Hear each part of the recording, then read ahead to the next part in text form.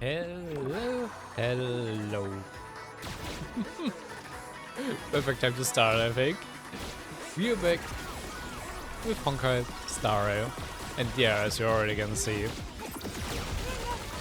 the wolf is flexing on us. Combos across the board. Perfect timing, actually. Unintentional, but I actually timed it quite well, to be honest. Yeah. We're back with Honkai Star Rail, and as you can see, yes, I already have Silver Wolf.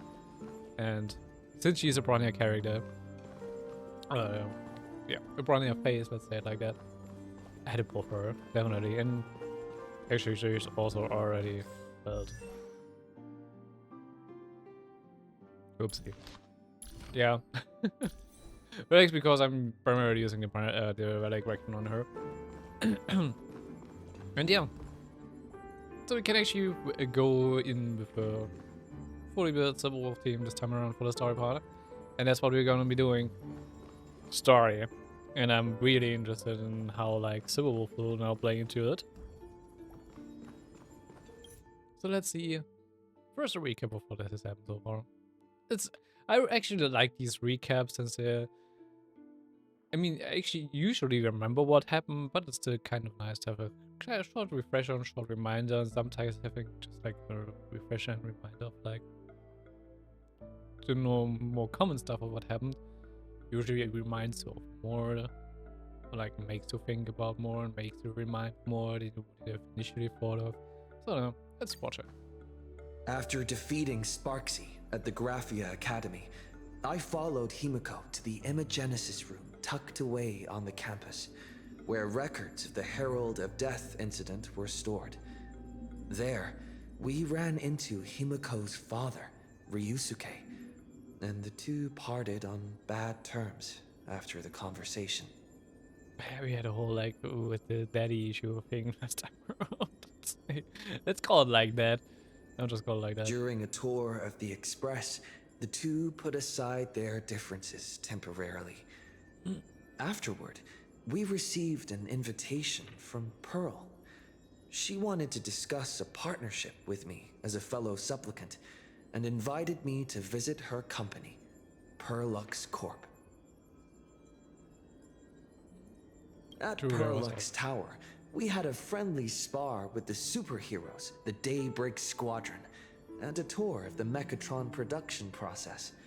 Pearl suggested that we join forces and host an Astral Express-themed convention, Star Rail Fest, to lure out the remaining supplicants. So it's just like, yeah, I already, that was all that happened last part of the story. I already kind of forgot because I kind of have not seen it as important, like the whole like, yeah, let's make a tour of the Astral Express. Yeah, let's do a tour through Perlux Corp. To be honest, I just watched it, just kind of, yeah, alright, that just happened. Does it even matter through the story?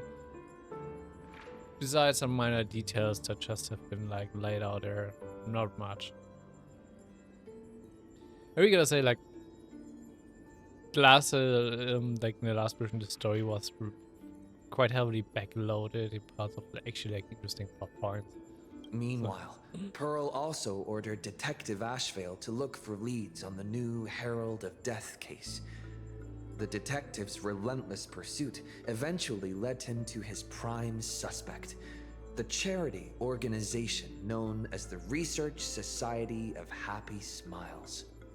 Both Ashvale and Kuchiba witnessed the uncanny ability of Fulwish, president of the Smiles Society, to stir up a crowd. Realizing Fulwish was attempting to interfere in the Phantom Moon games, the two paid a visit to Ashvale's old acquaintance, Cinderborn of the Daybreak Squadron. During the conversation with Cinderborn, Ashvale sensed a deep, dark secret behind the happiness surgery that the Society offered to its members to erase their pain.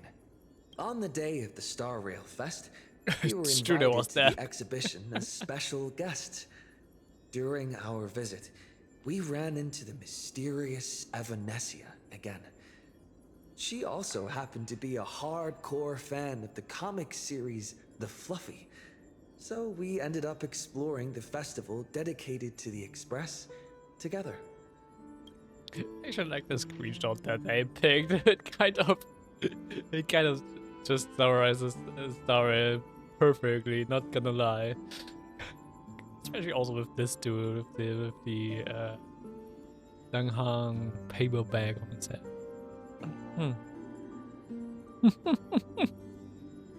A perfect summary of what happened last time around, to be honest.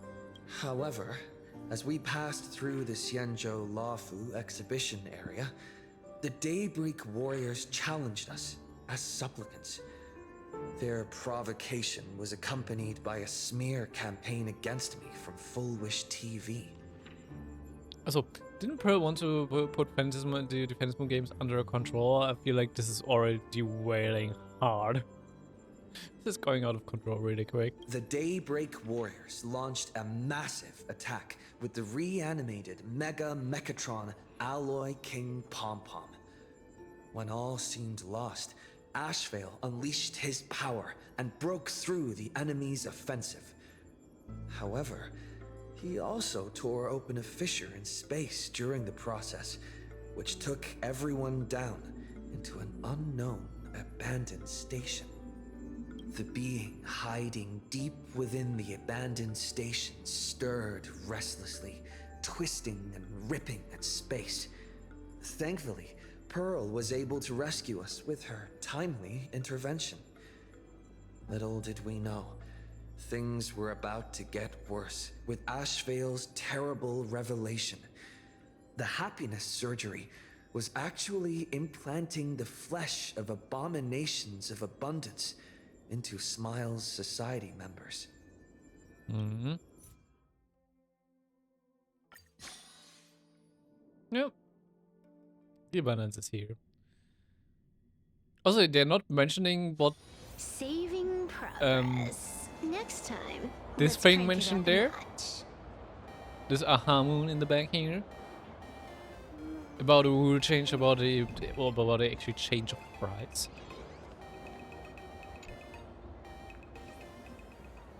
Wait, did you hear that? The moon just spoke! Okay. I'm not hearing things, am I? The Master of Elation is here? Hurry, make a wish. It might actually come true. Hang on. This isn't right. Is it? And he has also bought the Civil Wolf glasses.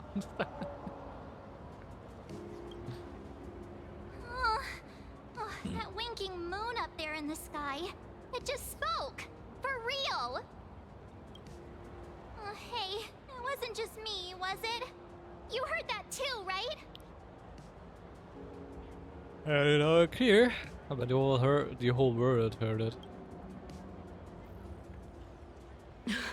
I heard it too. That's why I came straight back for you.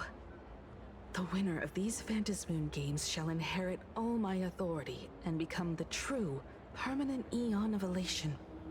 Which means... Change the price. Precisely. Aha has raised the stakes. The final winner will inherit the authority of Elation itself.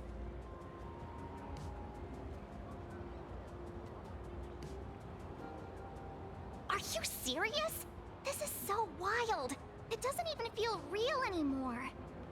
Every time a path has vanished or been absorbed, the cosmic turmoil has lasted for dozens of Amber Eras. The transfer of an Eon's divine authority. How could that ever amount to a mere wager, lightly traded in a single world's game? I mean, I'm actually not so surprised about this. It kind of feels like an aha thing to do, to be honest.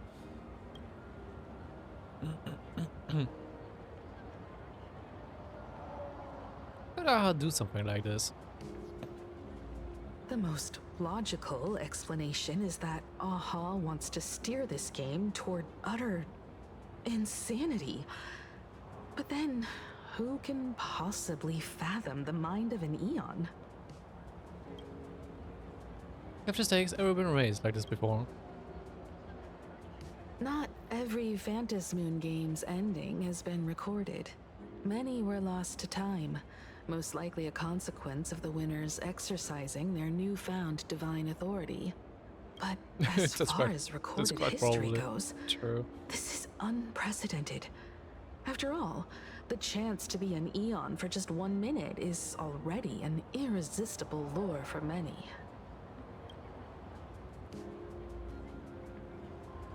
I mean, yeah, something about this does feel off, but it's also kind of, I'm not surprised about this. When I'm thinking about it.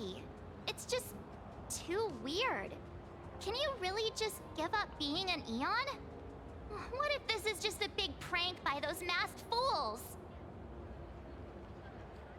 Well, yeah, good question. What kind of implications does it have on like actually like becoming an Eon? Because we don't fully understand the mechanism behind it, do we? In the historical records, instances of the Phantas Moon speaking are few and far between, and the likelihood of it being influenced by an external force is exceedingly slim. Spite of all this.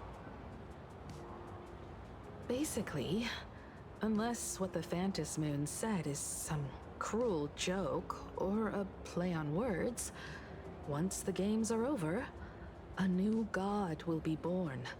One of unknown identity, unknown morality, and unknown purpose. They won't be a guest with a 1-minute pass to the Elation theme park. They will be its new owner. They may spread good fortune and steer the great wheel of the cosmos toward hope. Or they may be a god of utter malice, mocking all who stand against the destruction, intent on dragging the universe into an abyss of despair. Or anything in between, really. Maybe this is silver lining here. You mean a pessimist sees a half-empty glass, but an optimist sees a half-full one? I knew you were an optimist, just like me. Besides, there's no way the Eon of Elation would let their authority fall into unworthy hands, right? You see about that? Right? No way! It's Baseball, Raccoon, March Bunny, and Hime Cat in the flesh! Oh, what are they doing here? I couldn't even get a ticket to Star Rail Fest, and now I'm seeing them right here on the street. Whoa. Shit, my disguise didn't work. Where did all these people come from? Hey, that declaration the Phantas Moon mentioned was about you, right? What are you gonna do? Got any kind of moon landing plans in the works? You should just hit it with your bat! Send that thing spinning into a black hole at the edge of the cosmos!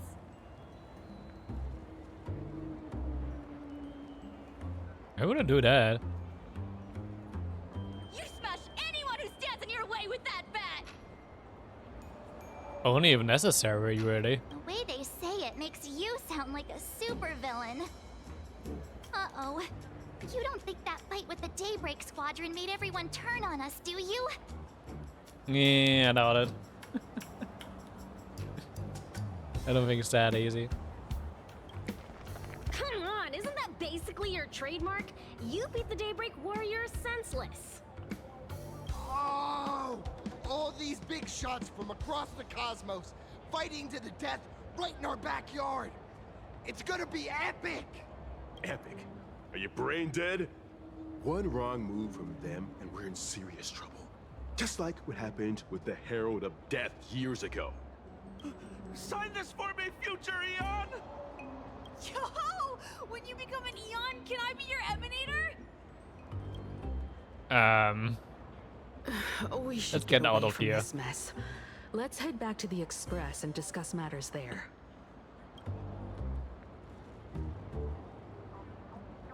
A moment later, as he squeezes her way through the crowd. You got a PV switch? No. You're back. We're just getting back. Himiko messaged me. She filled me in on the Star Rail Fest and the Phantas Moon's declaration. Things really are changing fast.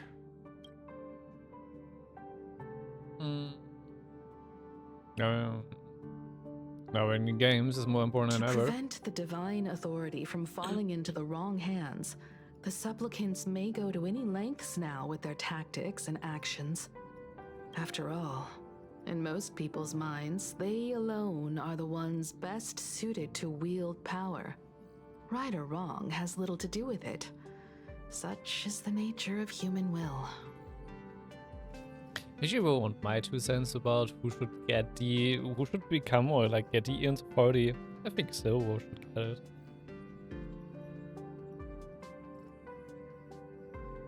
I feel like if Silverwolf gets it, it wouldn't change much about what she already does, because she kind of already is doing whatever she likes with her hacking abilities and the ether editing.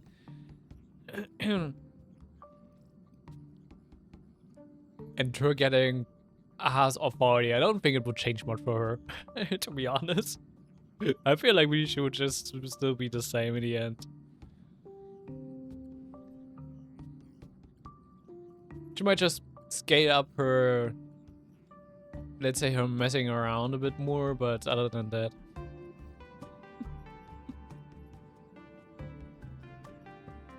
She's a kind of the chaotic force of the chaotic force in this. I would actually kind of trust her with another chaotic force of nature. Yeah, and that may be exactly what the Phantas Moon wishes to see. A spectacular, head-on battle of ambitions. Madame Pearl has sent a communication request to the Astral Express. Accept transmission?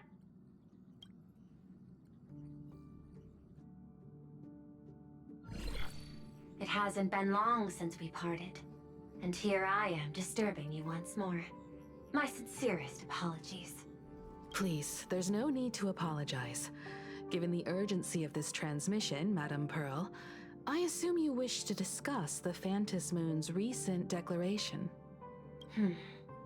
Nothing manipulates people's emotions quite like that moon in the sky. A permanent handover of divine authority. It is unprecedented. I can't help but wonder whether some malicious presence lurks behind the Phantas Moon. Still, who else but the Elation themselves could wield such control over it? In any case, the Phantas Moon's speech has made the public realize that the power to create a god is in their hands. Their emotions, and perhaps even their wish power, are swelling to historic levels. The Department of Aberration Defense even detected a surge of agitation and unrest among the Imaginae. That could be troublesome. When normal people believe power rests in their hands, their decisions tend to grow more radical and reckless. Please, be careful, and make sure to protect yourselves. That doesn't bode well, especially when it comes to the Happy Smart Society, because they're already getting quite a bit unhinged. And with that, they are just gonna be even more reckless. Protect ourselves. Correct. It would be wise to keep a low profile and stay out of the public eye. The media and public relations department has been monitoring public sentiment. At present, speculation and criticism regarding the Astral Express are surging. I've seen it online myself. Following the fight with the Daybreak Warriors, there's been no shortage of hostile commentary aimed at him. A commentary program on TV has been claiming the Express's adventures are nothing but stories fabricated by the IPC.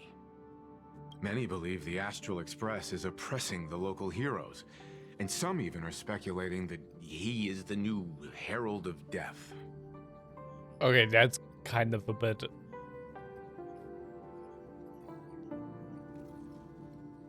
It's going a bit far. What the? What's wrong with these people? These narratives are undoubtedly being amplified by media platforms steered by Fulwish. Quite likely. I've received a report from the Security Bureau. They tell me that many fans of the Daybreak Squadron have been stirred up and are threatening retaliation against the Express. I'll reinforce security in case agitators attempt to storm the station. You can control public opinion, can't you? I can, but you overestimate what control really means. In the arena of public opinion, those who look strong are often the ones at a disadvantage. And besides... That's actually also quite true. And besides, you'll be distancing yourself from us for a while. Isn't that right? That is accurate. We intend to scale back our public association for the time being. If it's confirmed that the Express is colluding with the IPC, its public image would only deteriorate further. I don't think it's close what really happened in the fight. Regrettably, I cannot agree to this. Clarifying the facts amid a frenzy of public sentiment is like trying to quell boiling water by stirring it. It only fuels the flames. The happiness surgery causes recipients to undergo an abundance transformation. Disclosing such sensational information would probably be taken as a hoax, or trigger public panic. I will instruct the Department of Aberration Defense to verify the true mechanism behind the happiness surgery as soon as possible, and assess its potential impact. I strongly advise you to exercise restraint in front of the media. Even the smallest statement can be selectively edited and misrepresented. That's all Fulwish is doing. That much is certain. Still, given the current volatility of public sentiment, please exercise caution and self-control. I sincerely hope that the Phantasmoon's declaration will not disrupt the goodwill between us. A greater danger still stands before us.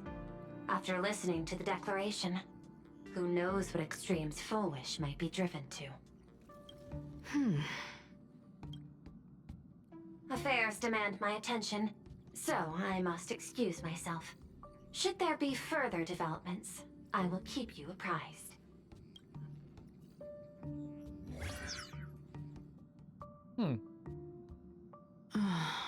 What do you make of the current situation? We need to take action and put a stop to Fulwish before things get even worse. Even if I'd never joined the Phantasmoon Games, I'd still make this decision. Wherein she has fooled. We cannot allow her to deceive and poison innocent people in the name of happiness. Agreed. Given the likelihood of Fulwish acting unpredictably, we should confront her with everything we have. That reminds me, I've been wondering, the happiness surgery taps into the power of abundance, yet Fulwish seems perfectly normal. Just, how did she get her hands on something so dangerous? I heard something about it, but I don't know. I'm not sure if I've seen it or not. But it should be related to her medical condition. Perhaps it's the lingering poison left behind by the previous Herald of Death. Lingering poison. 15 years ago, the monster who turned living flesh into his artwork would, in the heat of combat, slip into bouts of frenzied elation and delirium. The murderous mark he left behind, the bloody bloom, was no mere delusion. According to his interrogation transcripts, he claimed to witness a brilliant golden tree promising him everlasting life. Phantasmoon called your secretary. I cannot say whether the vision this madman claimed to see corresponds to something real, but the possibility cannot be ruled out. He claimed that in his hallucinations, the golden tree's branches coiled around him, drowning him in frenzy and pleasure. He wanted its blossoms to bloom before all, and to bring about that miracle, he was willing to slaughter without restraint. So it's like the abundance was already messing a lot with the previous Phantasm Moon games, to be honest. In hindsight, it's clear that the Herald of Death was a supplicant who bore the power of abundance.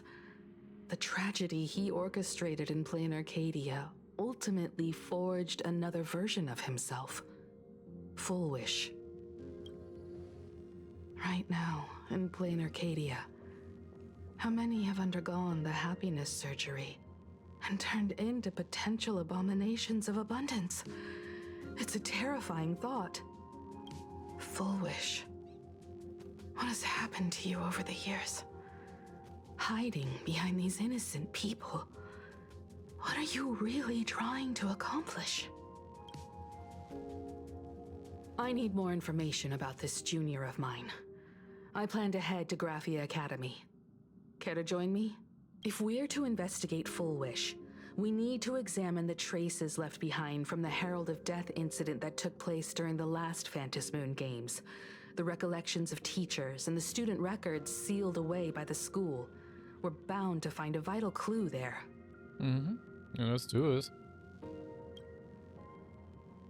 If you're set, let's get moving.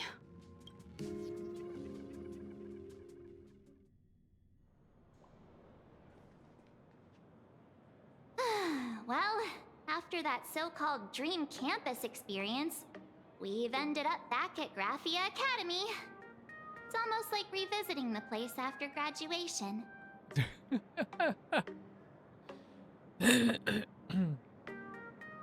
I suppose I could call this your alma mater now.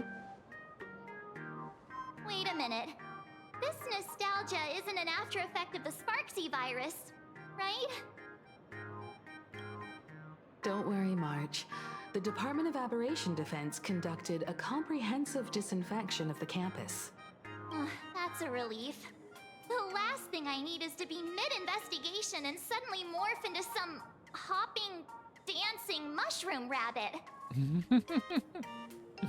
They're adorable, though. Speaking of which, where should we begin our investigation into Fulwish?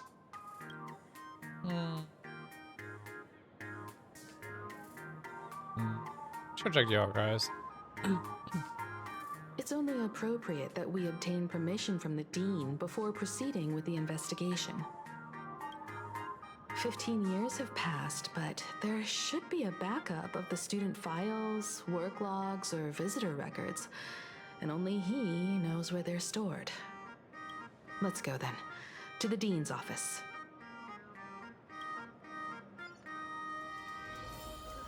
Say yes. Wait, you're new. Gift of Godspeed, bro. So as we get a mysterious hacker girl after hacking into Planet Arcadia, breaking them will go ding and temporary the movement speed bonus and combat buff. Alright. So they're like the boots from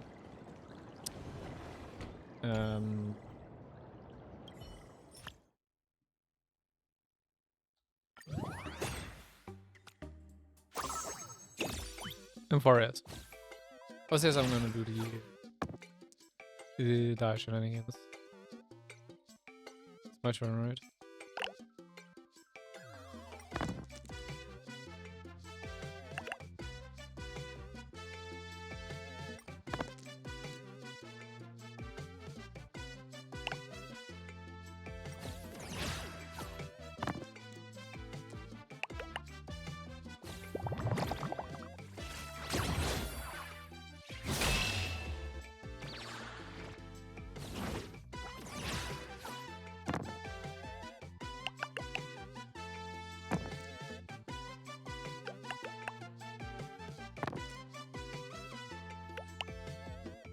At least Nairovas gets the 4 roll.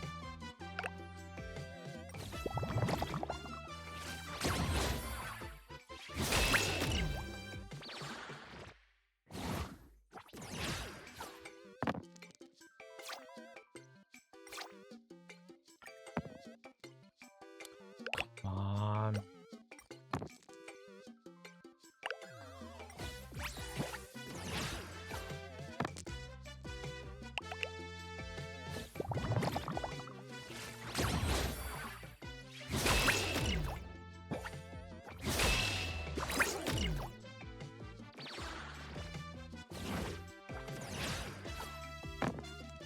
I guess I'm getting a head start for the snowballing.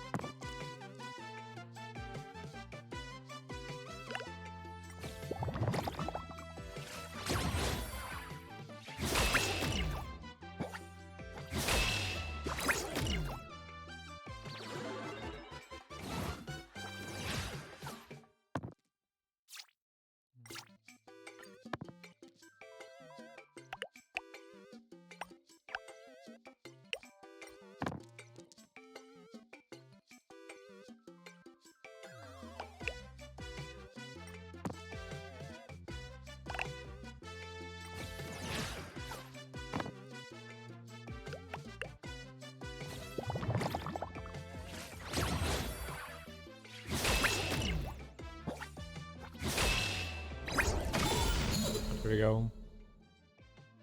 This is what exploring the cosmos is all about.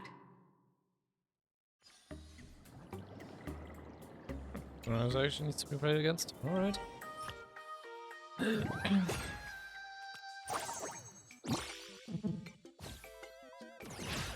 just keep trying to steamroll with Acheron.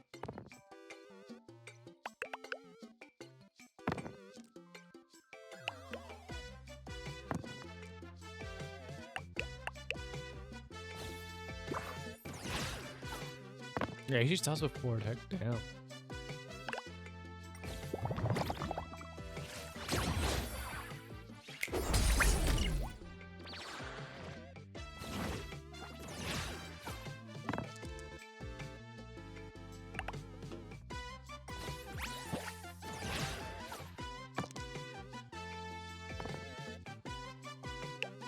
And he says the mechanic is just doesn't matter for Acheron.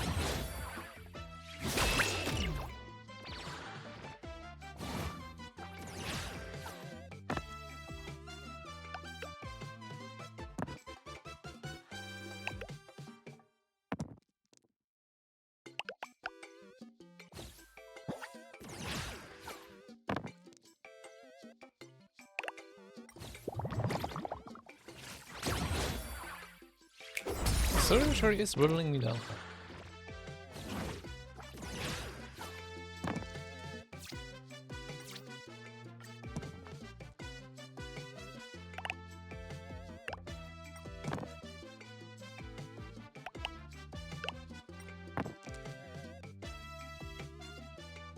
And with that, I think I kind of I lost this.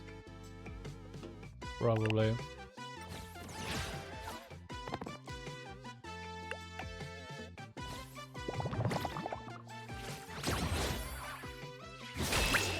Yeah, it's definitely a chance.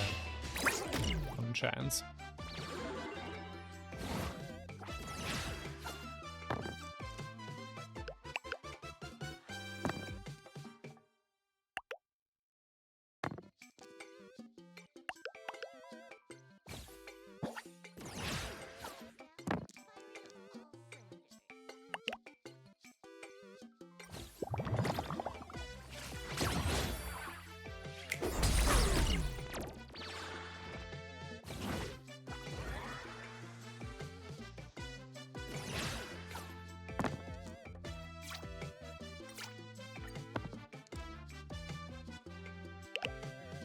Give me the third 4, please. Please. Fuck you, game.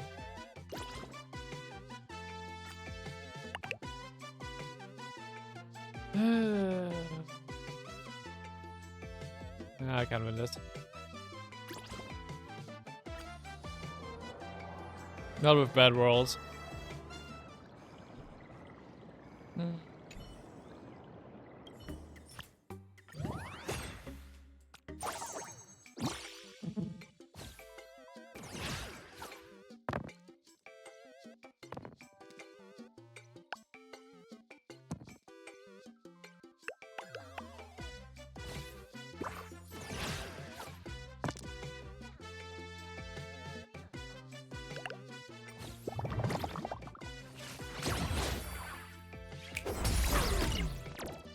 Venturing card is actually quite strong, I'm not gonna lie.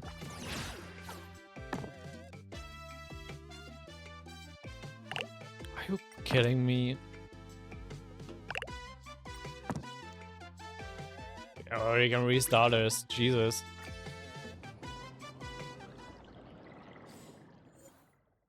You can already restart this.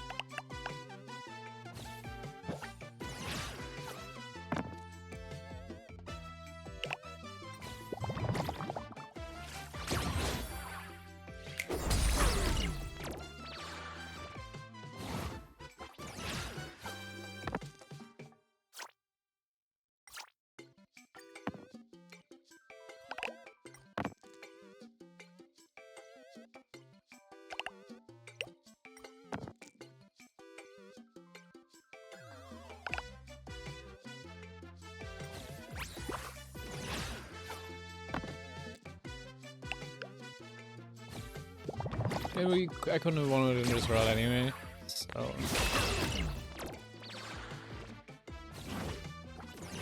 Okay. It would have been better if I had gotten the repeater, then I would be at 5 attack. I would have made the next round a short win.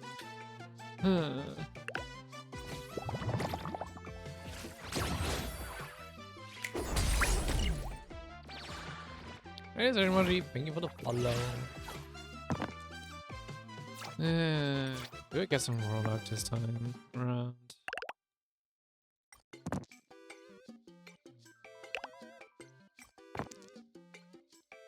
Not really.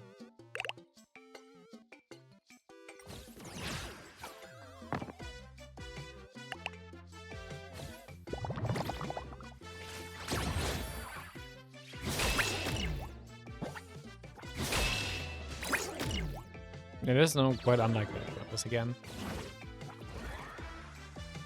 Thank you. I mean, I do always go well too. Especially no internet dying in between. Where does the instant damage come from? The hell? Oh. Ah. You. Okay.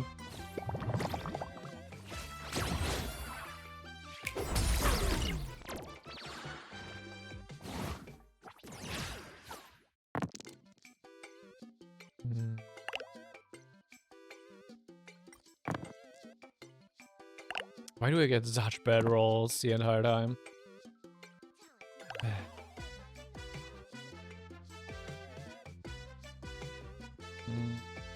Can this win? Probably.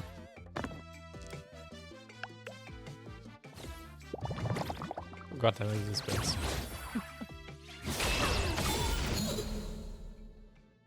This is what exploring the cosmos is all about. Or is a bad play. It's already was a bad game and I still won this. Kind of undeserved. Teacher, the fitness club's looking for new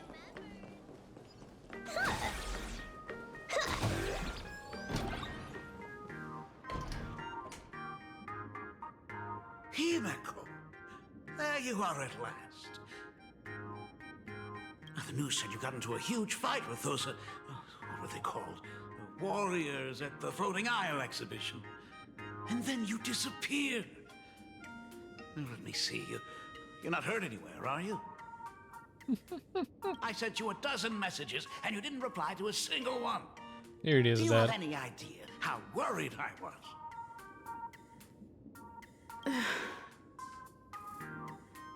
But seeing that you've come to tell me you're safe in person, I'll let this slide. She kind of didn't come to tell you that she is fine, though. With other intentions. If you're really so preoccupied, a message or a call would do, you know. Ah, it's you two. I saw you on the news as well.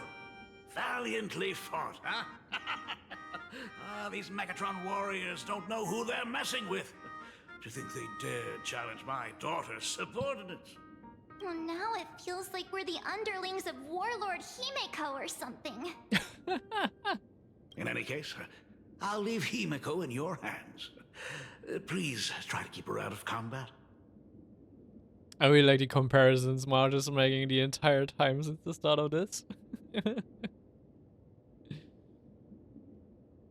Of course, Grandma, I got it, Grandpa. Stop! Every time you and he get together, the conversation somehow drifts completely off course. I'm fine. I'm good. Your daughter's no porcelain doll. We came here to... I know. I understand. You didn't come as my daughter. Rather, I am currently speaking to the navigator of the Astral Express. But tell me, has there been progress on the new Herald of Death case? I wasn't expecting the questioning to come in rounds. In rounds? The Department of Aberration Defense also sent someone here before you. They inquired about Fulwish. Okay. They also had the same idea as us. But regrettably, I truly don't know how to answer. On one hand, I wasn't here 15 years ago. On the other, she is still considered one of our school's distinguished alumni. I'm aware that you're involved in the investigation too. So, I compiled the pertinent documents ahead of time. I hope they'll be of use to you. Thank you, Mr. Ryusuke. Go ahead. The files are inside the archive room. Take whatever materials you need. Alright, about Fulwish. To be honest, it wasn't until the Herald of Death incident 15 years ago that I first learned her name. As the Dean, I should have met up with her more often and tried harder to soothe the wounds it left on her. But I just couldn't. Why do you need to ask why? Because of Himeko. Duh, she was also involved. Do you really need all the details? The whole serving as a model example thing. I don't want to tarnish it completely. I knew it was a selfish thought, but I just couldn't help it. Back then, whenever I heard her name, I thought to myself, if someone was able to survive the incident, then why couldn't it have been my daughter?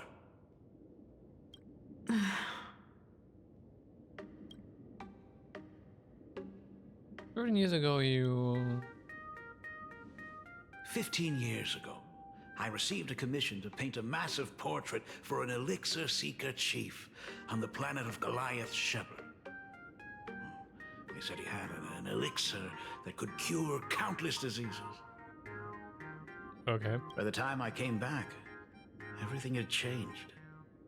There had been a terrible accident on campus, and my daughter... Even though I knew my presence here wouldn't have changed anything. Because of that incident, I made a promise to never leave this world again during the Phantom Moon Games. That's why I immediately flew here when I heard about the full Phantom Moon. But once again, I was too late. And the supplicant called Sparksy had turned the campus upside down. It's all right. You can leave the crisis solving to the nameless. You're right about that. Yet oddly, once Sparksy stirred up all that chaos, applications to the school soared to an all-time high. And really? Times we live in are increasingly beyond my comprehension. We won't take up any more of his time, then. You're always welcome. Other than the archive room, You could also try talking to Miss Dolly. She's the longest-serving faculty member here and likely knows the most. Then we'll try the archive room. Let's go, you two.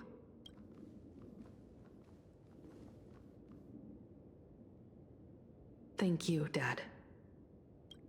We should be able to find the archive room and Miss Dolly around the Imagenesis classroom, right? Oh my goodness, I thought I recognized you in the distance. Himiko, it really is you! Miss Dolly, please forgive me for not coming to see you sooner. I've been back for a while now, but this is the first chance I've had to come see you. True, she wasn't there when we met Miss Dolly before. Don't worry about it. I'm simply happy that you cared enough to visit. Why was my first thought when I saw this picture in the background here? Why is this doll in a magical girl outfit? Why did I have to think of Astolfo from Fate?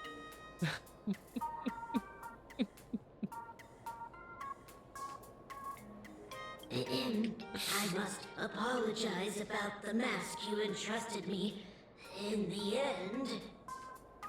Please, I can't thank you enough for safeguarding the mask all those years. Look at you. You haven't changed a bit. Oh, you and your friends look like you're in a hurry. Is there something you need to attend to? We're here to ask about Fulwish. Fulwish? The poor child who survived the Herald of Death. The school organized a fundraiser for her back then. I still remember how she bowed again and again with tears in her eyes at everyone who helped. Poor girl, though she was lucky to have survived, her parents didn't make it. There were rumors flying around the school saying she had something to do with the Herald of Death. Otherwise, why would she be so lucky? She's the only one who survived. What a bunch of scoundrels. I like the thing of she's the one who survived, so she must have been the one to do it, thing, you're right. Sure. She had good grades and a good heart. And becoming famous, she often came back to visit the school and sponsored a number of scholarship projects.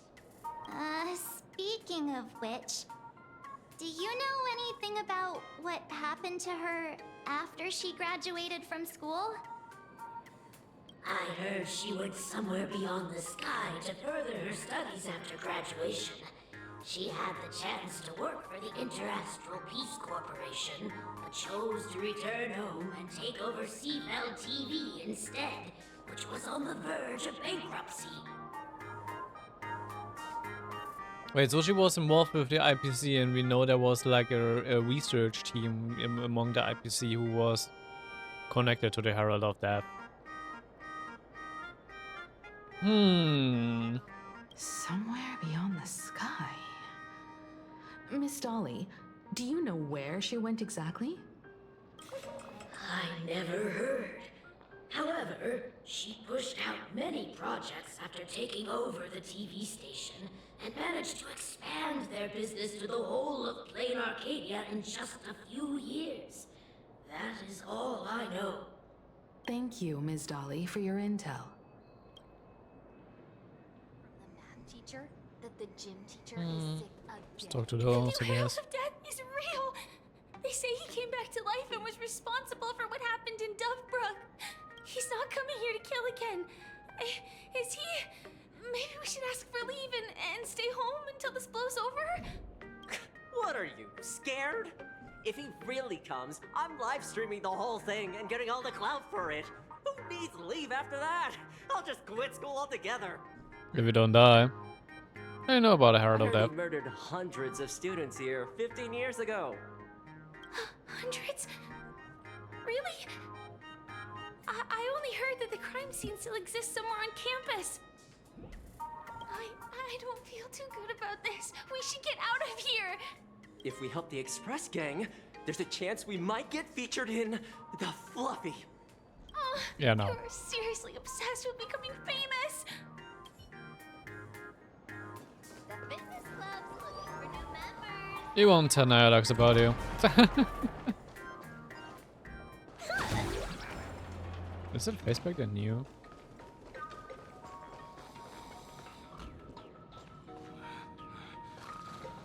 Oh, I don't have this one unlocked. For whatever reason. Wait, I don't think I've been here in this corridor before. Don't be afraid.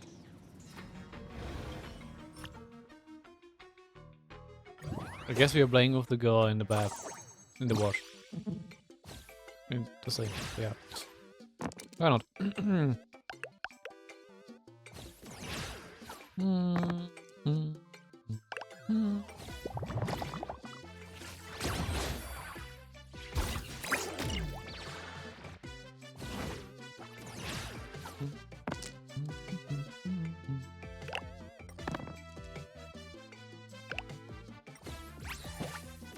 Why do I get an easy 4 roll once we're going up against an opponent who's a bit easier?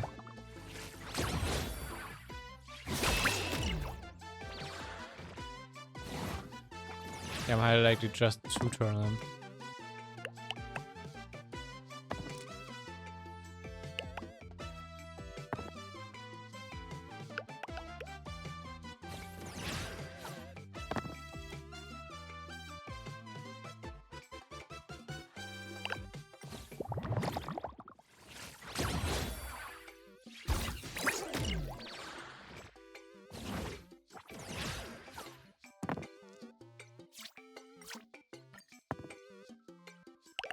Why are you making it easy for me this time around, game? Why?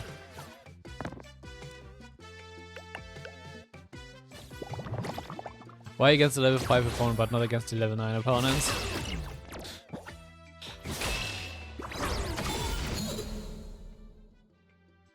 This is what exploring the cosmos is all about.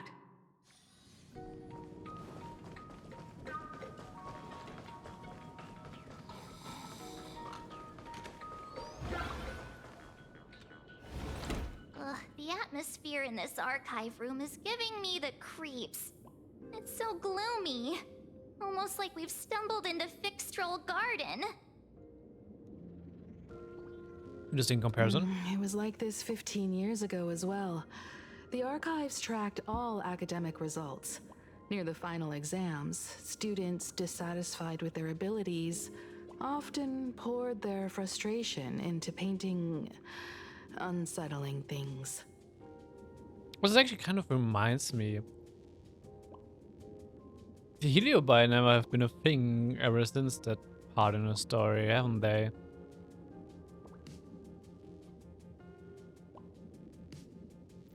And it kind of looked like they set up the Heliobi to be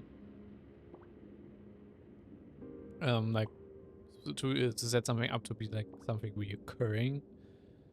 It might take a more bigger role in the future, but so far, I haven't seen much from the Heliobi, to be honest. There's a lot of data stored here. Aside from what my father organized for us, let's explore the other areas as well. If possible, keep an eye out for clues regarding Fulwish's life after graduation. She returned to her alma mater frequently, so there must be records of her visits. Dabbling in technology related to the abundance. Where exactly did she acquire it? Perhaps her past holds a clue. I want to check the opposite again. We actually got her picker. That's not. Or I actually could check the inventory. I think it's the archives.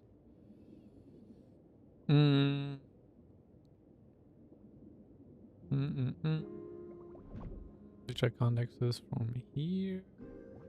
Wait. Let's check the inventory.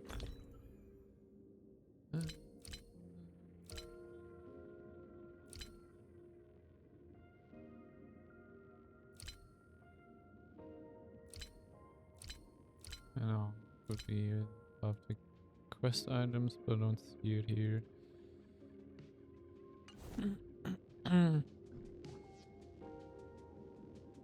I access the archive from somewhere around here?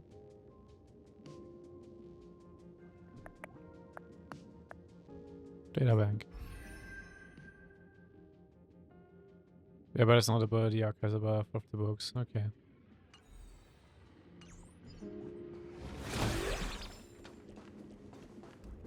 Why is there a sparkle doll here? Is this? Got Sparksy really have pulled the same trick again and left you a gift at the school. Take on the sparkle doll. Confiscated from the Sparksy fan club's unauthorized late night gathering. Date of confiscation redacted. Confiscated item Sparkle plushie.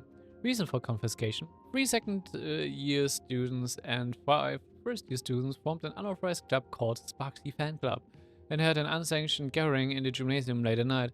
Club members wore bizarre costumes, waved glow sticks, and chanted "Destroy the old model and Sparksicle forever," all while surrounding the door.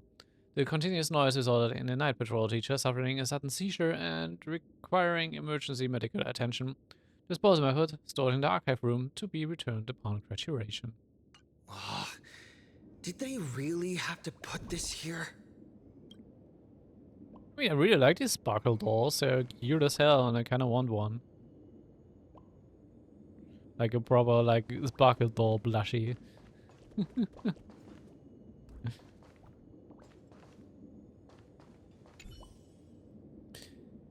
Computer's probably ordered a new living out its golden years on his desk.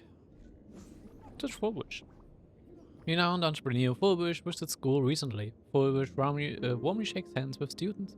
What did they take away from the speech? Here's what the 3 students had to say. There are so many press releases here.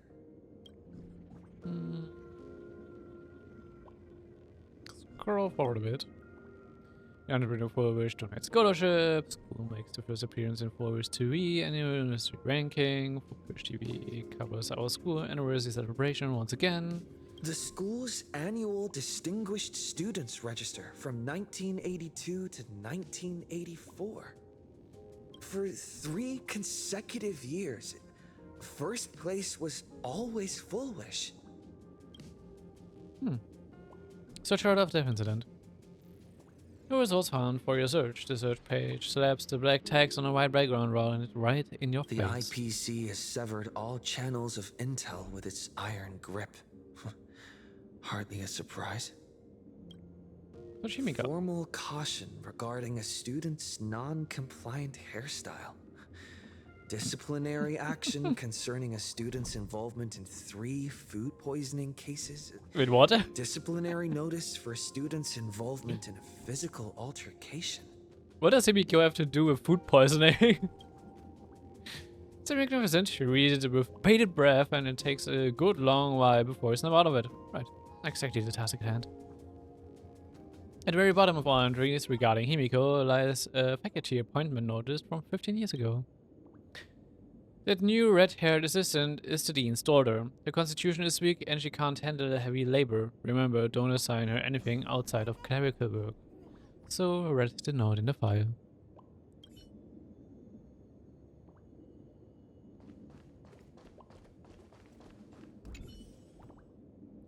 The name of this cabinet reads Alumni Yearbook.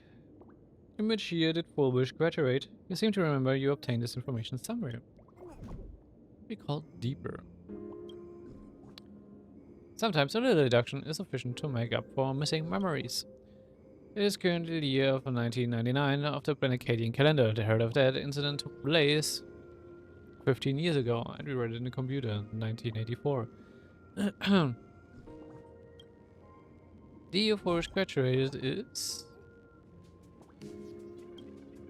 The first page is a sum of graduation photos. None of the students in the photo betrayed any hint of a smile. They stood sparsely, like the teeth in an aged person's mouth, separated by the absence that could never be filled. In the alumni yearbook of the class 1984, you find the page belonging to Fulwish. Personal information: name Fulwish, birthday redacted, address redacted, we don't want to dox her. And contact, also redacted. Post-graduation destination, Institute of Cognitive Science, Garden Star of Botanical Study. My interests, favorite color, white, okay. Dream destination to seaside. Favorite anime, hallucigenia. Ideal career, teacher.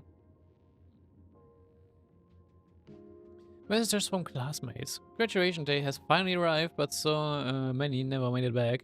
If I hadn't slipped away early that day, could I have done something for them? When I look at the empty seats in our classroom, I often feel guilty for being powerless. Fulwish, did you feel the same? But I've come to terms with it now. The past is the past. Those of us left behind, we have to take care of ourselves. I hear the climate on Garden Star of Botanical Study is very different. Take care of yourself, Fulwish. See ya. Winning first place in the campus Immunogenesis competition, ranking at the top of several consecutive semesters, you have always been outstanding, Fulwish. That's why I truly believe you can make it through that nightmare and show all of Benacadia with a smile that we won't be easily defeated by a single tragedy. I've never doubted that. A new chapter in life is about to begin, facing the lens of life. Please keep on smiling. Message from a teacher. Hearing that you will soon leave Benacadia to pursue cognitive science, I can't help but feel a sense of loss. It's a failure on my part as a teacher that I couldn't inspire you to stay in the immunogenesis industry. But as a teacher, I fully understand your choice. To have helped shape a researcher like you for the Intelligentsia Guild fills me with deep pride. I sincerely wish you the vastest of horizons, Fulwish. May you realize your dreams, and may the sorrows sown in the past bloom into flowers of happiness in the future.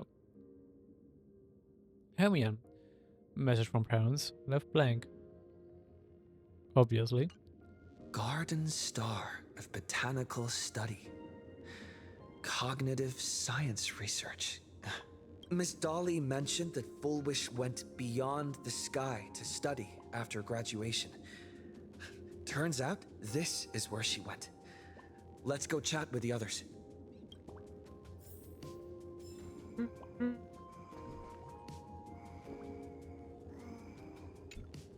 Well, did you find anything? Found these clues. Tell me about the clues you discovered in the alumni catalog. Garden Star of Botanical Study? It appears to be a greenhouse world located within the Consternation Star Zone. Oh, found it. Its property ownership is registered under a specific school within the Intelligentsia Guild. Interesting how the planet is now just property. Strange. The name of the school is encrypted.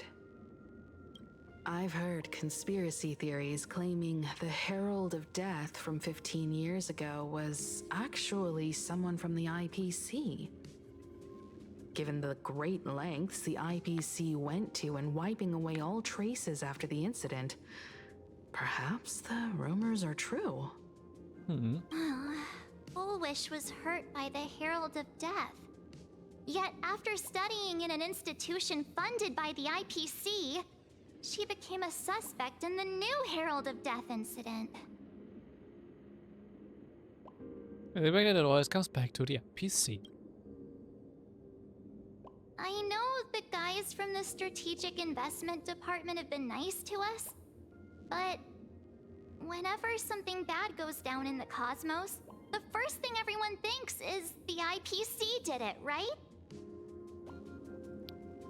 I mean, so far, yeah. And I kind of understand why. Himeko, do you think Pearl might be planning something nasty for this Phantasm Moon Games too? As a member of the IPC, Pearl clearly won't reveal everything she knows to us. Especially as a member of the Strategic Investment Department. However, I'm inclined to believe she bears us no ill will. After all, the crisis Fulwish might be plotting would completely overturn the IPC's order here, and that would serve her no benefit. I'm more inclined to think that after witnessing the power of the Herald of Death, she resolved to uncover the truth behind it. That's why she went to another world to study after graduation. But is the knowledge she gained in just a few short years enough to create the happiness surgery?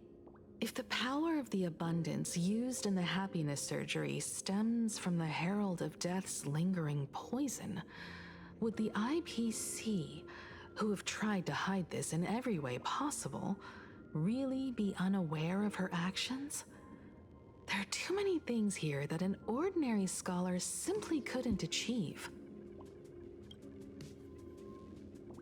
Perhaps I should contact her as a fellow alumna and have an open, honest talk. Contact Fulwish as her senior? After all this time, would she even want to see you? Question. I don't know.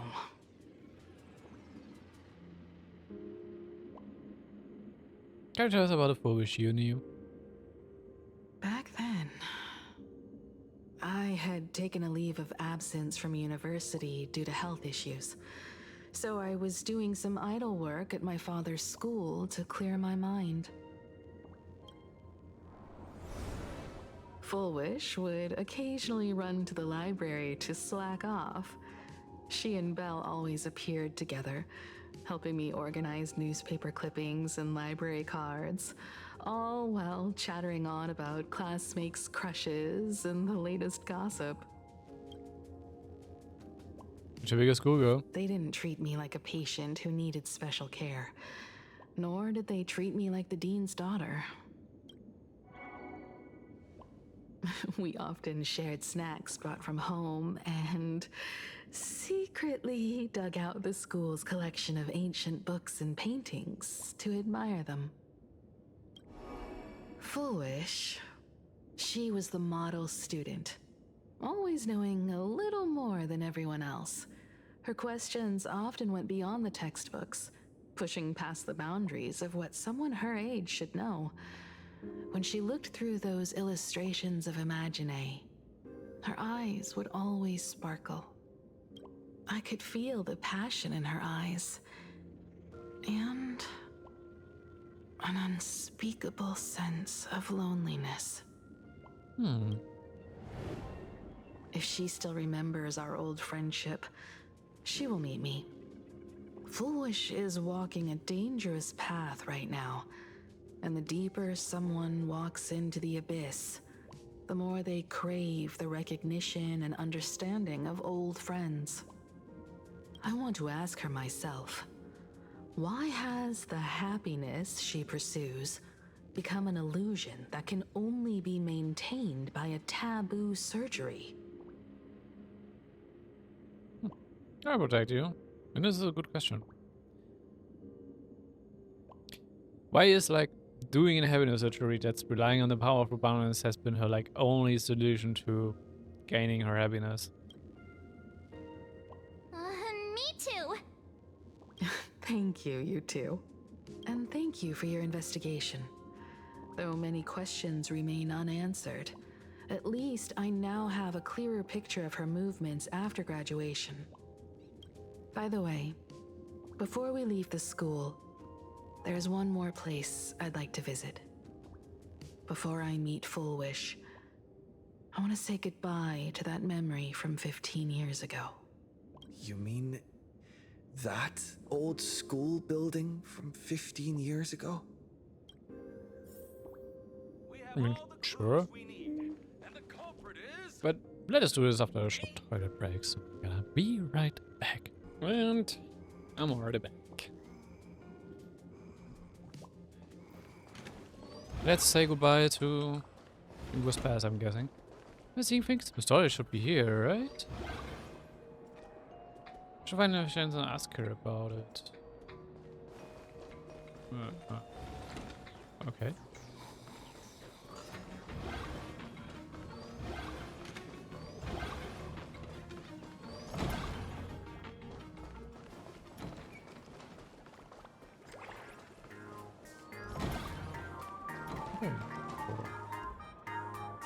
I think he's for any event stuff, isn't he? I'll take care of events later.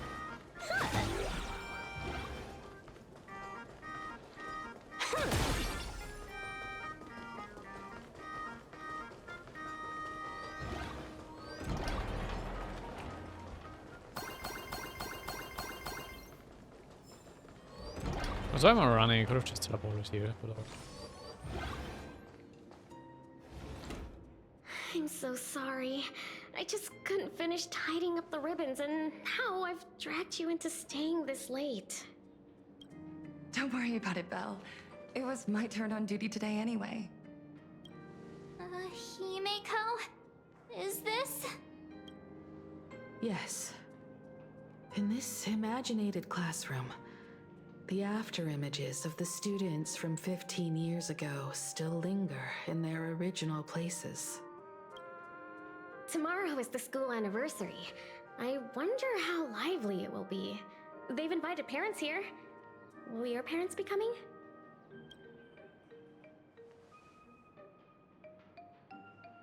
Oh, Fulwish?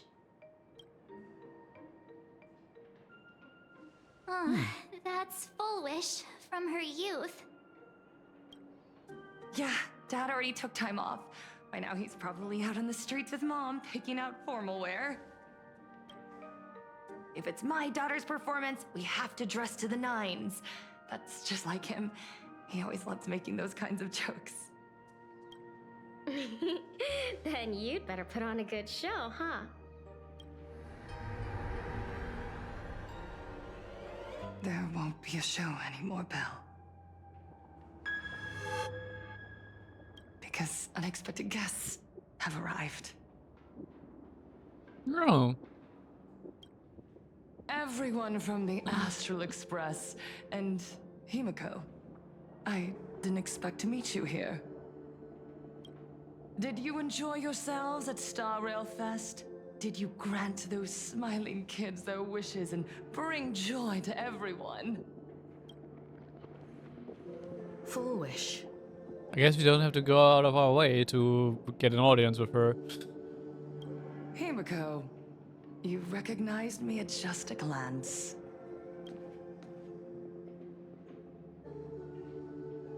What are you doing here?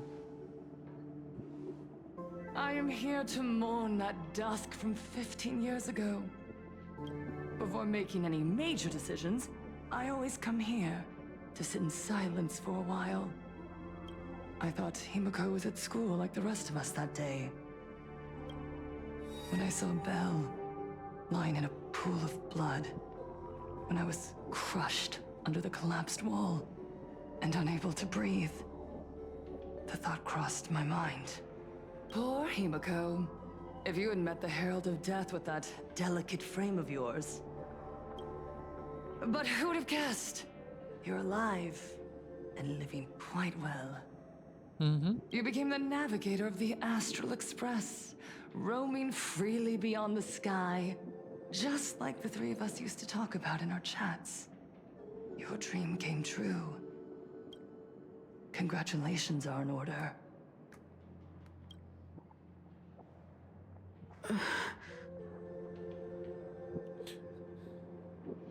She doesn't sound like she's actually like happy for her, but like she doesn't sound sincere, let's say it like that. Himeko, do you know 15 years have passed? And my wounds have mostly healed. Regrettably, there are some scars and emptiness that time can never heal. Look around. Even here, even with these phantoms, their seats are still empty. Belle, Leon, Ziania, Mia, and so many others. 15 years have passed, and I've learned that time isn't a cure.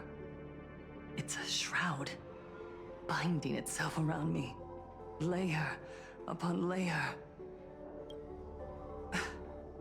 So I made a decision. I'm going to tear it open. I'm going to let everything bloody and unforgettable beneath it see the light of day again. See the light of day? You were a victim of the Herald of Death, only to become the second Herald of Death yourself? You intend to use a power you can't possibly comprehend to win the Phantasmoon games. How are you any different from that monster back then? From the monster that took your parents' lives?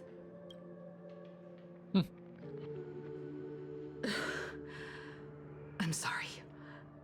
I shouldn't compare you to that devil. You still have a chance. Stop this now. Stop? I'm sorry. I don't quite understand what you're saying.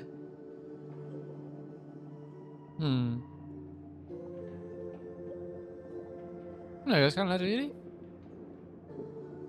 I would advise everyone to think twice before making rash accusations.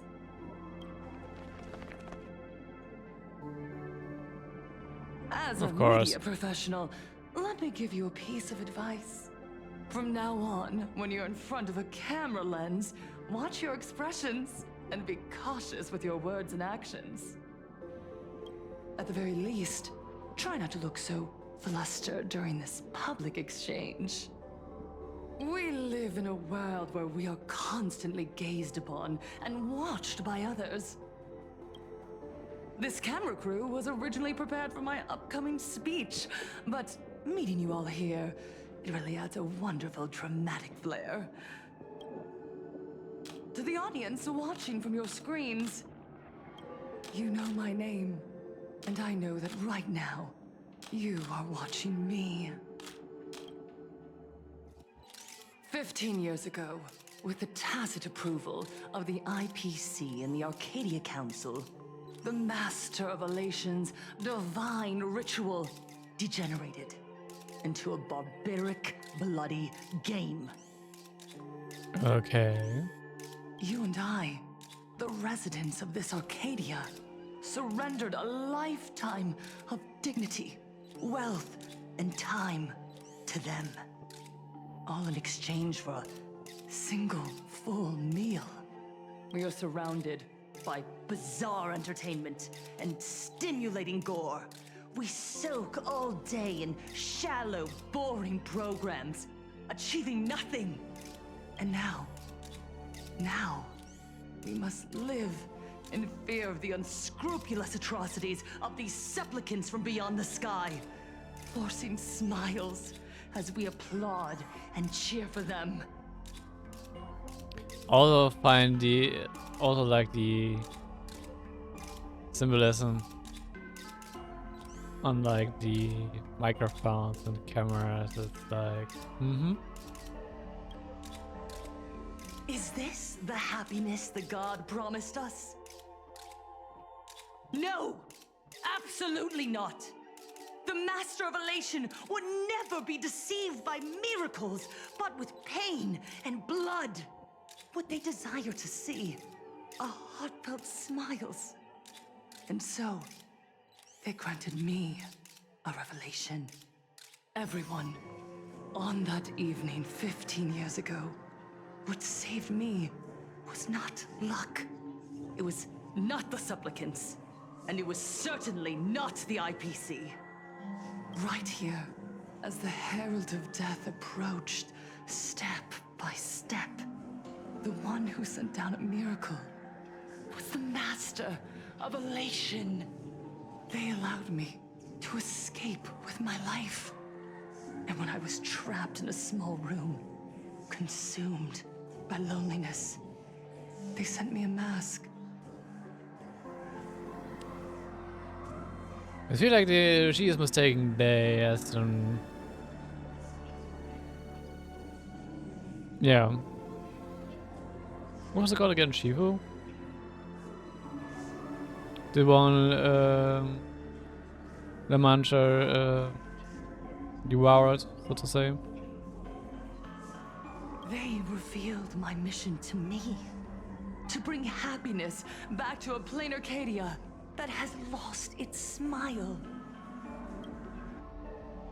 I, Fulwish, survivor of the Bloodstained Games, hereby formally announce that I will join the Phantasmoon Games!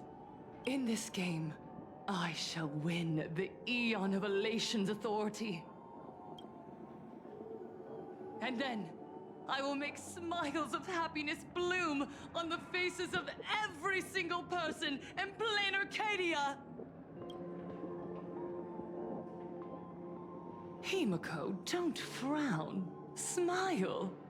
I will bring happiness to you too, just as I will bring it to everyone. I won't manipulate the Phantom Moon games like those high and mighty IPC executives.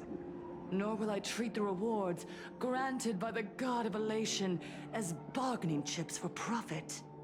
We are in plain Arcadia, so we should decide the winner in a plain Arcadian way.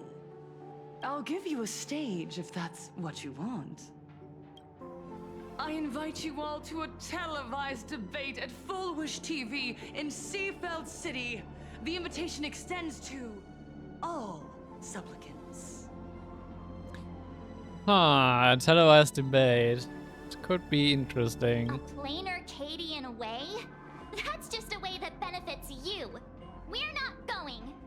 You can refuse, of course, but then, under the gaze of billions of viewers, you must accept your public image as frauds deceiving the world and cowards with guilty consciences. Remember, this isn't just an invitation. It is your only chance to defeat me in front of everyone. Since you believe you represent what is right. The stage is set. Come and perform this final act that will determine the future of the Arcadia with me. Or simply leave. The choice is yours. Darn it.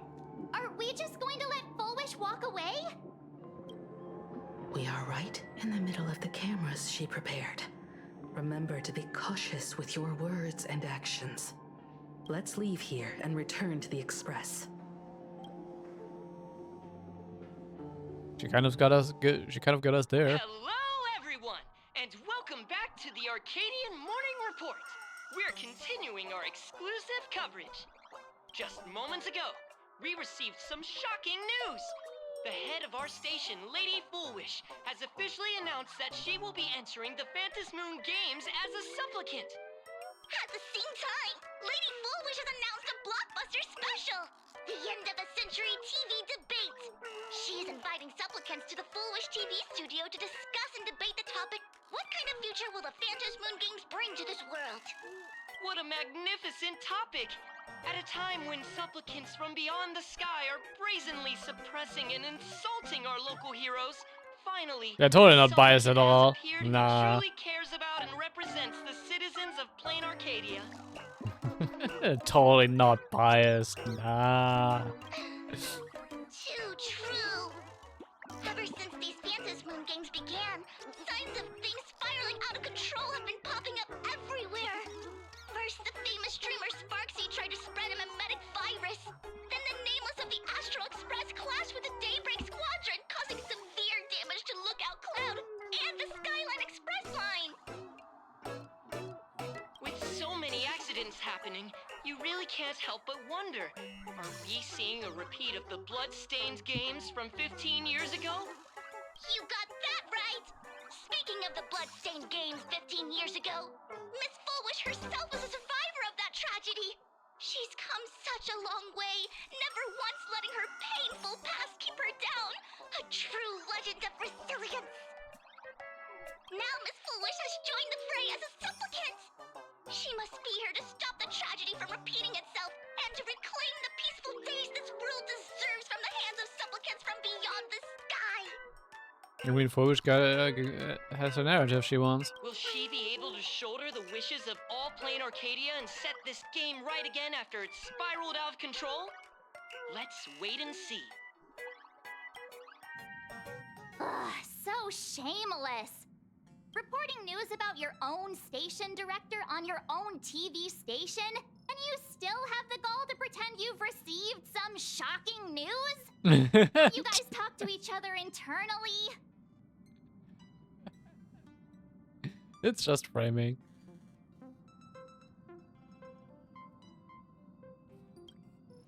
I see. Fulwish actively issued a challenge. I ran a search. Seafeld City is a port town neighboring Duo-Mention City. Fulwish TV's predecessor, Seafeld TV, is located there. Looking at it this way, the televised debate is obviously nothing more than a diversion. What Fulwish wants most is for us to walk right into the trap she's prepared. So, what do you think? Accept the challenge. You're really going to the TV station to fight her? I'll go. But not to debate. I'm going to tear off her mask of happiness in front of the entire audience. But before we act, I need more help. Help? We can all help you. Wait, do you mean... I mean, Sunday would be helpful, or Sparksy. Sunday! Ever since Sunday was dragged into the Phantom Moon Games by Yao Guang, he hasn't returned for days. However, I haven't heard of him making any public appearances either. Asking him to cooperate as a wildcard right now is a good idea. But what's the deal with finding Sparksy? Whether Sparksy counts as our ally is a massive question mark. But right now, there is indeed something we need her help with. Fulwish said that when loneliness trapped her in that small room, the Master of Elation sent her a mask. So she's a masked fool? Correct. If every fool has stepped into the tavern before, then there must be traces hidden there left by Fulwish as a fool. Just like my record. How we track down the clues about SparksyCon. Sparksy. Will she stand on our side? Well, this is certainly a condition she wouldn't be able to turn down. We get an Evanescia point of view? How long before in the Phantom Moon courtyard? Ah. You just said.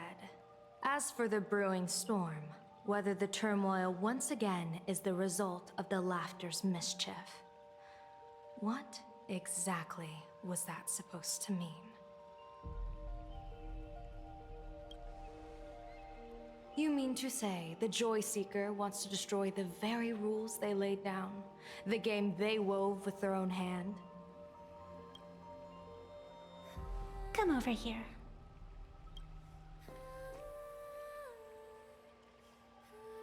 This fox mask is a ritual instrument I once used in dance and music. It accompanied me across vast distances in search of an elixir of immortality, a mark of who I was in life. I've lost count of how long it has been since I last wore it since being enlightened and transplanted here. But here it is, presented upon the altar again, which means... As the game's referee, you've been pushed onto the field.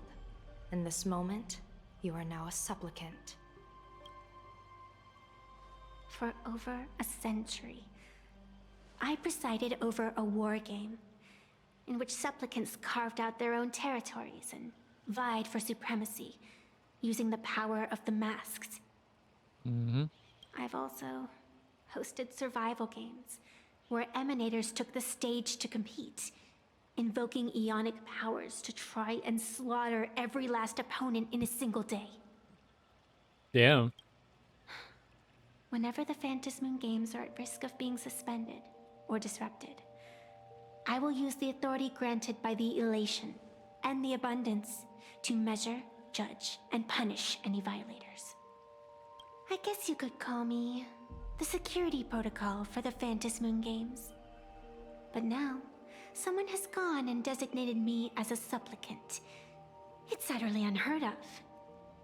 Who else but the laughter could pull off something like this? Perhaps. Some entity harboring a deep-seated hatred for the laughter. That could also be a thing. Who could it be? entities like that. I couldn't count them all even if I used my toes.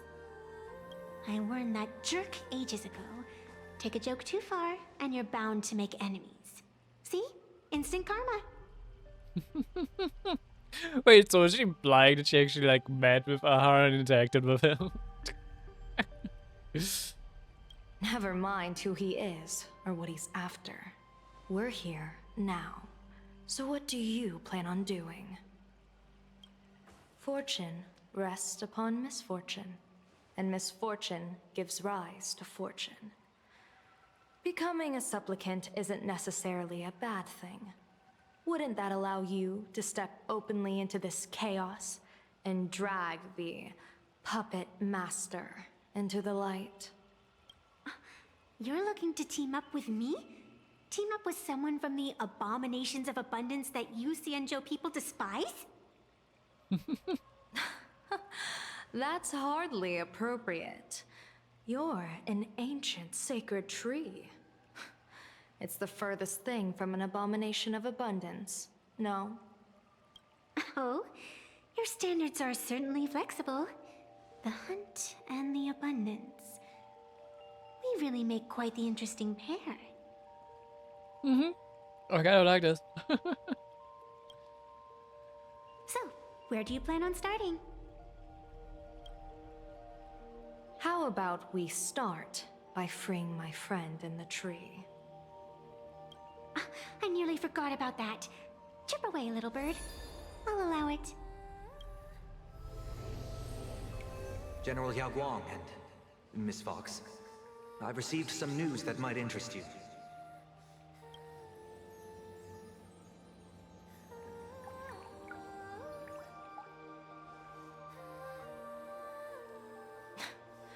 A happiness surgery that wipes away suffering.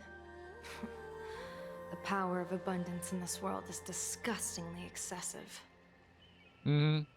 Especially since it's supposed to be a world of elation and not abundance, but... well... It seems the most terrifying omen I foresaw may not originate from the Stellaron hunters, nor from plain Arcadia itself. This supplicant, called Fulwish, is also a dangerous variable. I also find it interesting, this has not been explained yet. There has been said there's like 3 stages to like winning, but you have like these emblems around here that light up, and there are like 5 of them. I've already seen on other masks, while this panned around. You already have like 2 of these emblems, so to say. While Fulwish only has 1. Are there like more conditions and like these? These also look like a bit of like seeds. These lit up seeds. I actually like the 4 condition, and there's like 5 of them. If you can, I would ask that you direct your focus toward Seafeld City. If I was correct, the owl mask already has like 3. You want to take a trip to Seafeld City? It seems I'll have to use some special measures to shorten the journey. Oh, this is the part I've been looking forward to the most. I've always been curious where exactly this secret court is located, and what it connects to. Xianzhou lady, let me show you this world's most impressive method of travel.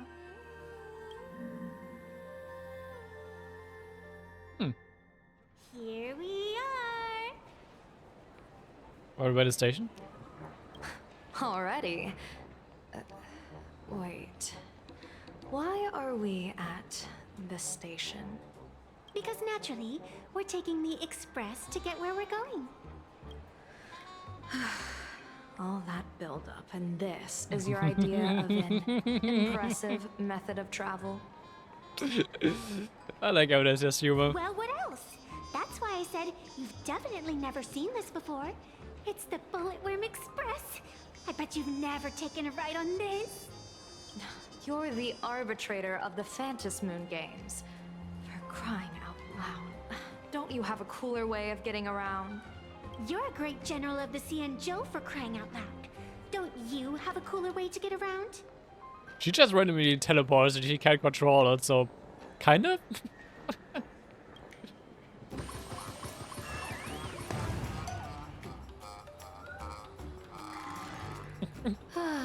I like this parody.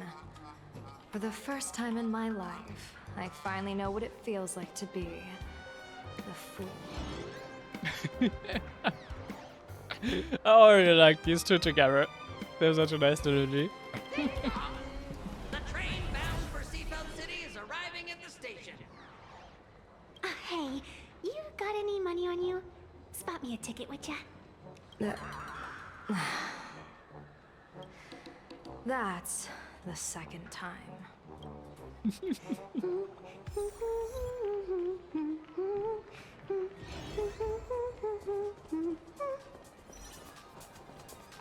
Oh, story character can be added to the team.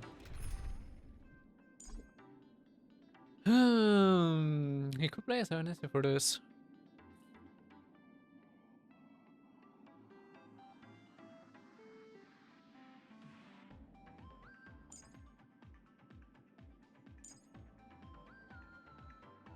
Sure, let's play around.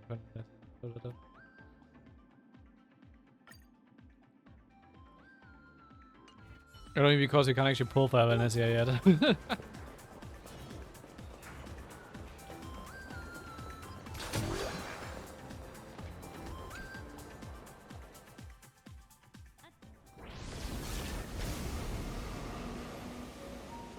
You haven't said a word the whole way, Xianzhou Diviner. Are you mesmerized by the scenery? Or is there something in your divinations weighing on your mind? After casting divinations 1,000 times, one may learn to keep a still heart. Yet, each foreseen omen of doom still clouds the inner lake with gathering shadows. That is why, before divining, I usually wipe clean my mind's eye to clear away stray thoughts, lest the outcome be disturbed. Take a word of advice from someone slightly your senior. Maybe it's nothing new to you. If we treat every approaching calamity like a final reckoning, wouldn't an infinite lifespan turn into prolonged suffering? Enjoy the present. Indeed, yet worldly joys are fleeting as morning dew, while our duties are as immovable as heavy mountains. Diviners often miss the fun right in front of them because they foresee tomorrow's suffering. But have you ever thought about this? That so-called suffering of tomorrow might just be the poisonous fruit sown by you being terrified today. Okay, we are getting all philosophical again. Sure. Interesting proposition, though. Precisely because we know the ending, that every scene along the way is so precious and unique, isn't it? Look at this harbor before us. When I first set foot here, all these streets, the fishing boats, the people, none of them existed. As far as the eye could see, there was only fire. The seas had been vaporized, leaving only fractured seabeds and ash that blotted out the sun. The demonic legions from beyond still hadn't departed, and the waves that would surge into Dovebrook had, in that moment, not yet arrived. Just on the mountain over there, a painter and I looked out at the iron-red scars on the earth. She told me, that which vanishes is bound to return. She swore to use her brush to preserve everything claimed by the destruction. It seems she succeeded. And so, I too shall keep my promise to her, maintaining the course of the Phantasmoon Games until the sands of time slip away. With every descent into this game's cycles, I shall enjoy myself to the fullest, like sipping tea. Be it sweet or bitter, I shall savor the flavor of every instant. To do otherwise would be a disservice to the people and things that have passed. To savor a fleeting moment against the backdrop of eternity. Naturally, the flavor is profound. A pity, though. Even as a long-life species, my time is brief compared to yours. As a Xianzhou native, the karma I carry is far too heavy. I could never learn how to be as carefree as you. Miss Evanescia, what to you is a game to be savored, is a life and death reality for the living beings of plain Arcadia? Alright then. Next up, I'm entering brooding and edgy serious mode. Wow. That won't be necessary.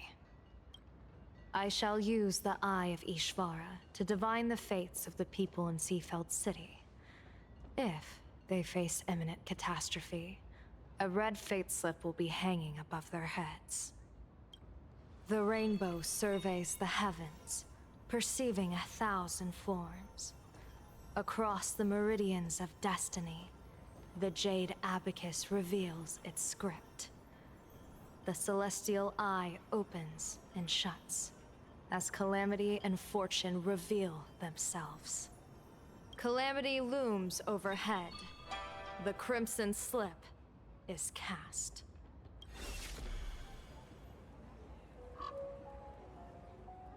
Showing all real. Mr. Sunday will share my insight with you through the spirit bird, Miss Evanescia. Please, bear witness. Is that their fate hanging over their heads? Precisely. Come on, let's take a closer look. Let me just pick up the stuff that's annoying.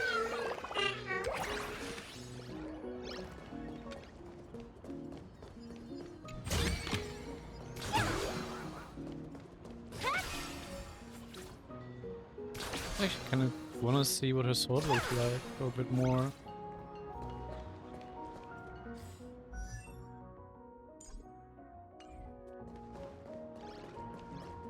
I want to see the design of her sword. But it doesn't really let me. Attention passengers. Odd. Why do these people have wheel slips hanging over their heads? Memorial Airport. Seafeld TV Tower. Is a model station for healthy dining.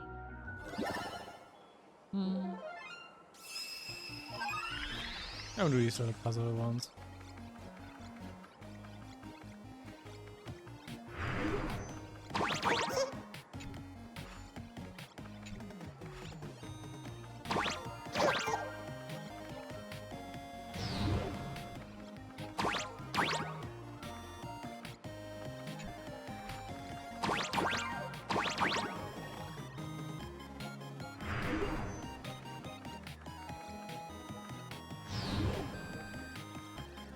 Just already skipped like a couple of the platforms.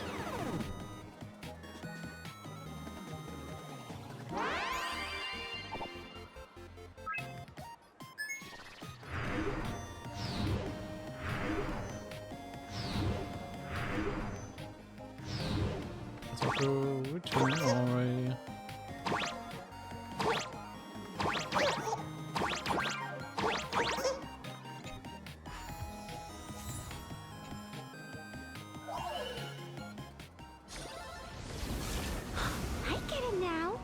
Set up a surprise for me, didn't you?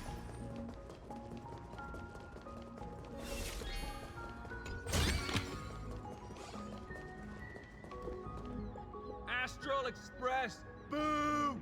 Get out of Seafeld City! Astral Express, boo! Get out of plain Arcadia! Oh, good afternoon. Would you two lovely young ladies care to join us in protest for the bright future of Seafeld City? Hey, Pops. You guys are grinning like it's a holiday festival, but your slogans sound so fierce. Doesn't that feel a bit weird? We Seafeld folk pride ourselves on our manners. Even when expressing dissatisfaction, we do it with a smile. Now that's real happiness etiquette. Let me guess, all of them already had the surgery. We won't let anyone ruin this serenity. Come on, ma'am. Wave a flag with us. You'll feel better in no time. Their emotions are so synchronized. It's like they rehearsed it. This kind of happiness feels like some compulsory routine. Their smiles send shivers down my spine. Hey, wasn't it your director Fulwish who invited the Astral Express crew here to debate? Showing your guests away like this is hardly polite. You're from the Astral Express, aren't you? Hey, so do I really look that much like a nameless? It's not like I have a boarding pass stuck to my face. You... What are you so happy about? Just look at you, dyeing your hair like that at such a young age, instead of doing something decent with yourself. You're no better than that bunny on the Astral Express. Anyone could tell you're not from around here. Hey, jerk! It's not dyed. And for the record, March Bunny is adorable. Wait, what happened to all those happy smiles on your faces before? How did you flip the switch so fast? You people from beyond the sky. You just don't understand our happiness. If you keep causing trouble, don't blame us if we get nasty. My apologies. My little sister is young and doesn't know better. We'll be on our way. She doesn't really fit the image of Yao Guang's younger sister, to be honest, or like little sister. Who are you kidding? Sisters? You two aren't even the same species. Cause any more trouble and I'll call a whole boatload of Ploos to toss you both into the sea as fish food. Alright. Chill, dude. Chill. The hell's with those emotes? Yellow ducky nibbles, black door. The childhood treat is childhood's childhood. Just over there.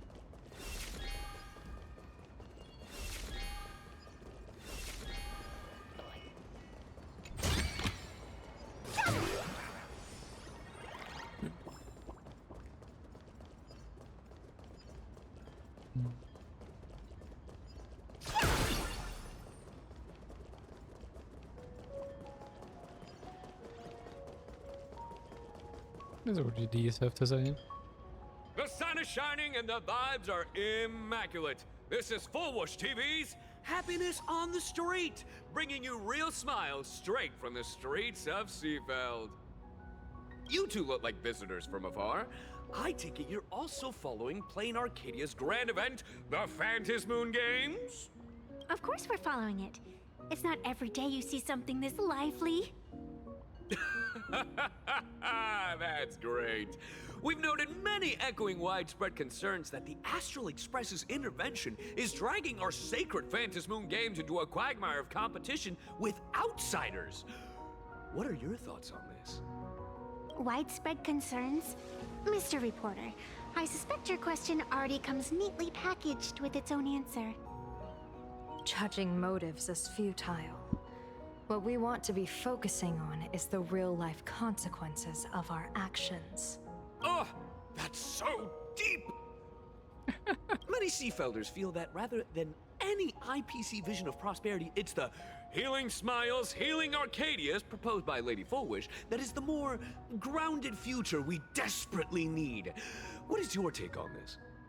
If the happiness comes at the cost of stripping away the perception of all pain, then it calls into scrutiny just how authentic such a happiness really is. Exactly. By that logic, eating candy until your teeth fall out counts as happiness too, right? I mean, hey, at least it tasted sweet. That's a very vivid analogy. Finally, a hypothetical question. If you had to choose, do you believe the preservation defined by outsiders or the happiness advocated by Miss Fulwish better represents the future of Plain Arcadia? The real future has never existed within such a narrow dichotomy. Now, if you'll excuse me. Thank you both for sharing. Have a wonderful day. They actually went through this quite well. Not a single morsel for us. This whole segment is wasted. Go find some citizens who can chuck us a few happiness testimonials to pad out the reel. A wheel slip? This one's a lucky wheel, too. Isn't that a good thing? It's kind of sus though. It's actually happiness also like affects the divination.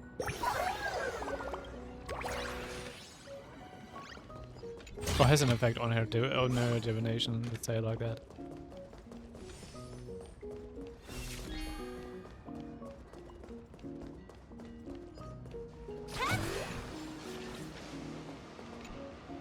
Welcome! Come try our happiness soda.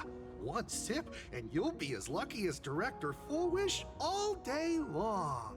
Why is it always Fulwish? Doesn't she work in media? What's that got to do with soda? Oh, you're an outsider. You would know. Director Fulwish is Seafeld City's pride and joy. She grew up just a street over. She's a true daughter of Seafeld. Can you imagine? After that terrible disaster 15 years ago, that child lost her whole family. Just a little kid. Truly heartbreaking. But she did herself proud. She pulled herself through it all, relying on sheer grit and optimism. Fulwish TV, back then it was still called Seafeld TV, even produced a special documentary about her called A Smile Against Adversity. I can't even tell you how many people were touched by it. And now, despite all her success, she hasn't forgotten to bring happiness to everyone. It's just amazing. Do you really feel happy right now? Of course! Just look at how happy I am. It's all thanks to the Research Society of Happy Smiles and Miss Fulwish. She not only supports the local economy, but she's brought with her a positive attitude toward life. We can all be just like her. Forget about all those painful memories from the past and just be happy every single day. Well, if you ask me, only someone who's come from suffering like her can truly want what's best for all of us. She's the one who could deal with all those outsider supplicants running amok and bring glory to our people. Come on, why don't you try some? It's on the house. You simply have to experience the unique taste of happiness that we have here in Seafeld. Guaranteed to make you forget all your troubles. This Fulwish really is something else. And this is also a wheel.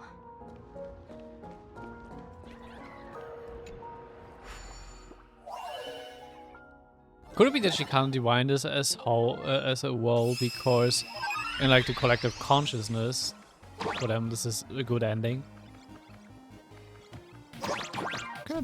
Good on you. With shift mission reach after to progressive free spin. Okay. I don't need to use it right now though.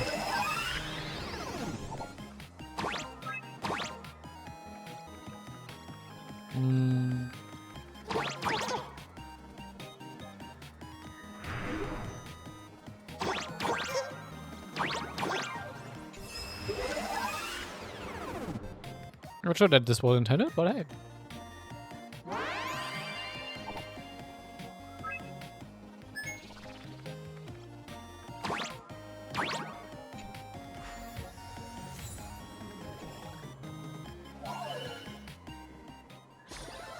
See? I told you comics can teach you useful things.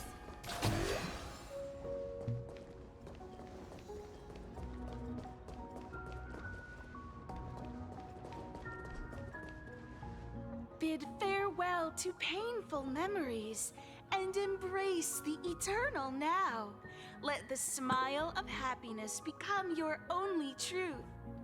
Follow Master Fulwish's path, embrace rebirth, and you and I can both become the happiest people in this Arcadia. How very strange. No matter how many times I perform the divination, the signs hovering above the passers-by in Seafeld City are all wheels, signifying peace. Wheels only signifies peace, then yeah, I guess my collective consciousness theory is kind of on point here then. Is my Eye of Ishvar suffering interference from a supplicant's abilities here? But how is that possible? I actually think your judgment is looking more and more likely. The pedestrians on the roadside, the fishermen at the port, the shopkeepers on the street, and the ones preaching happiness. From the moment I entered this port city, I felt it. Something stirring gently within them, resonating with the same essence I carry. This entity is far too faint. I can scarcely feel its strength.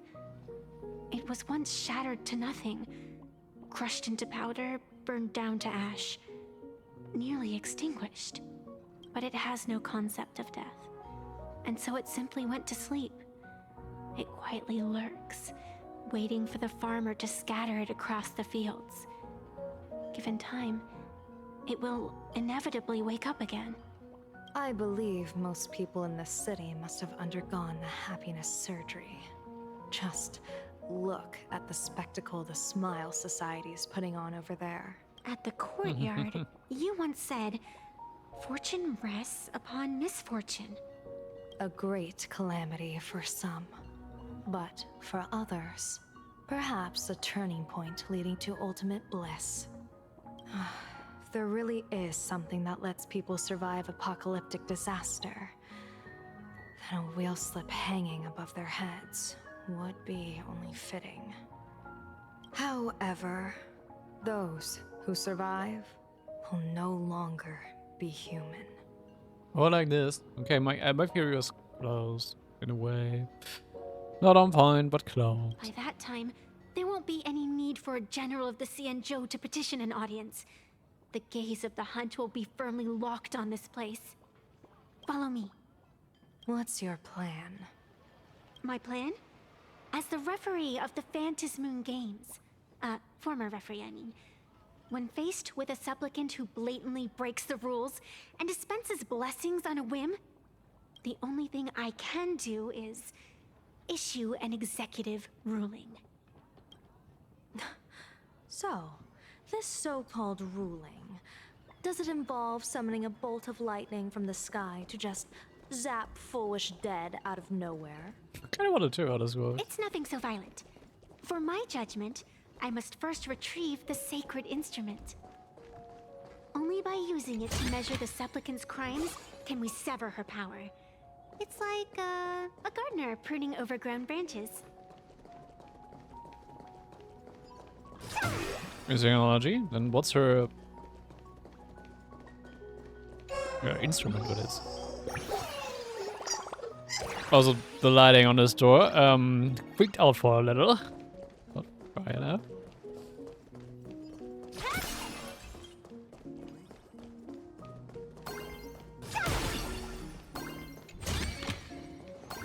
Could it be plot armor? We're almost there. Could it be blood armor? What? What are you talking about, Evanescia? Attention visitors, please keep flowers. We ask that you treat public facilities with care. Thank you for your cooperation and enjoy. I get it now. You set up a surprise for me, didn't you? Is this it? You keep this sacred instrument out here in broad daylight? Aren't you worried someone might make it disappear? Hold your horses. We've still got a ways to go. As for my precious measuring instrument, do you really think I'd just leave it lying around in the middle of nowhere? With all due respect, there is no path ahead. There is. I get it. It's probably just an optical illusion. Extraordinary beings like you always love pulling that "the path only opens to the destined" trick. What's next? A secret passphrase? Do I find a stone matrix and jump through it? Or maybe, do you sing a little song, wave your hand, and the trees just obediently stand up and split into 2 neat rows? I'm no woof woof Dawn. I don't have that kind of skill. A long time ago, I raised a floating island right here for someone to paint. To prevent others from wandering in by mistake, I asked that artist to paint thick fog and woodland here, so passersby wouldn't stray inside. We made a deal. As long as I play my song, the fog will disperse.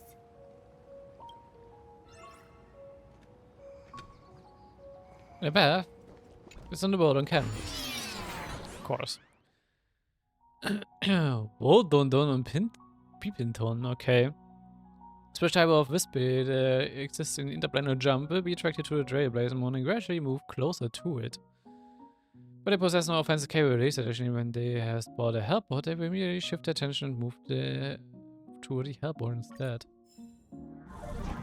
Okay. That's a cute puppy. Looks like it's taken a liking to you.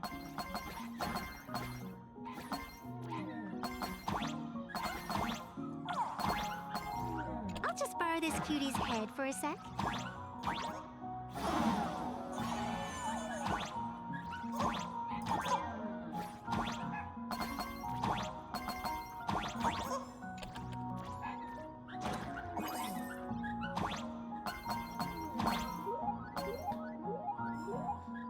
All this little whining and rumbling from the dogs is kind of, well...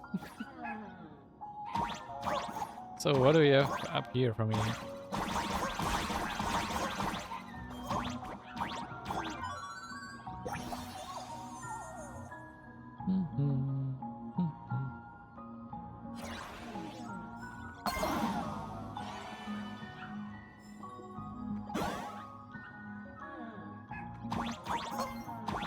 I did for something down here.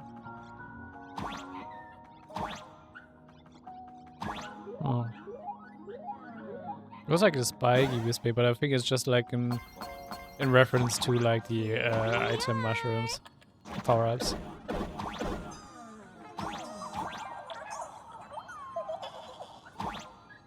Before we play that, I'll pick up this treasure chest first.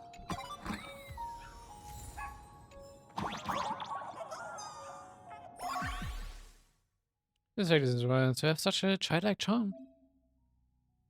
I remember the music score being that. Let's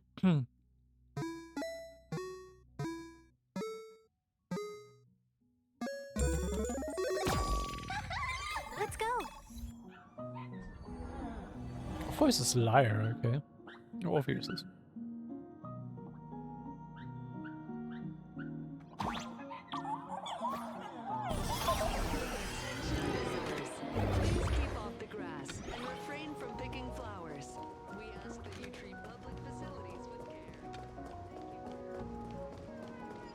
There's a goblin there. What do you think? It's beautiful, isn't it? Compared to the usual Another ambrosia arbor. I suppose it's more natural. Would it kill you to pay a compliment? Yes.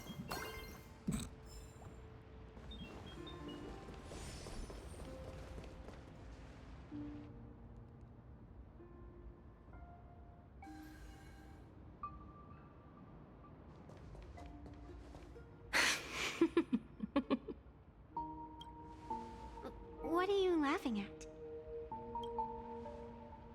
My apologies. I didn't mean to mock. I was merely curious. Is this thing really the sacred instrument with which you pass judgment upon supplicants? Is it really just a literal ruler?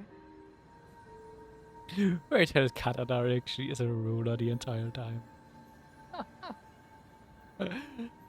I mean, fair enough.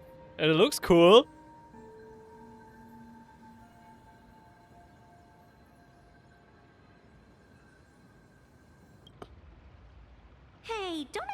underestimate the spirit branch of true law. When it first appeared in the form of a blade 150 years ago, it could cleave a mountain in half with a single effortless swing. Miss Evanescia, let's keep such fanciful tales between us, shall we? Best not go spreading them around. If any of the Cosmicon Collective players find out, we'll never hear the end of their complaints about how mountain-busting power levels are for noobs. I never expected a high-ranking Xianzhou general to be so well-versed in the gossip here on Plain Arcadia. Such is the way of a diviner. To enter a place is to observe its local custom. Same goes for us arbiters. Times change, and my babies have to change with them. Just picture it. A pretty girl in a school uniform, striding through the streets with a giant sword slung over her shoulder. You're right. I mean, a normal katana, I wouldn't have minded. I see you are a law-abiding citizen, Miss Evanescia. Cute. Now then, please, begin your measuring.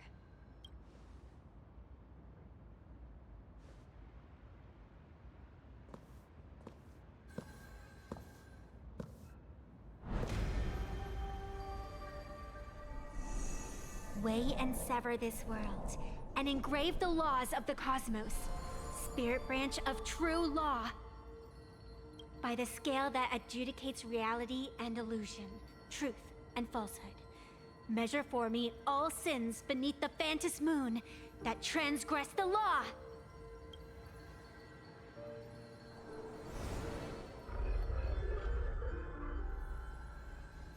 What is going on? It's telling me Fulwish is not a supplicant. Huh? If she's not a supplicant, then there's no way to judge whether she's transgressed or not. What do you mean? If Fulwish isn't a supplicant, why would she openly declare that she's joining the Phantom Moon Games? And that mask, back of the altar, shaped like an 8-legged creature. Just who does it belong to? I was doing how the text is calling it octomorph when she is calling it 8-legged creature. Behind that mask, countless supplicants are wearing it. They're spread across all seafood. No, all of Duo mentioned City too. The society as a whole is a supplicant. Supplicants? They're everywhere! Not in the history of the Phantom Moon Games have I ever seen a situation like this. General, someone is approaching your position. It's Dan Heng, and... Blade. Dan An Ashray. Heng, you've returned. And the one beside you. Blade. Or perhaps I should call you by your true name. One of the Xianzhou's most wanted criminals, Yingxing. You've delivered yourself into my hands. Good. General of the Yuchue, your vision remains confined within the laws of the Xianzhou.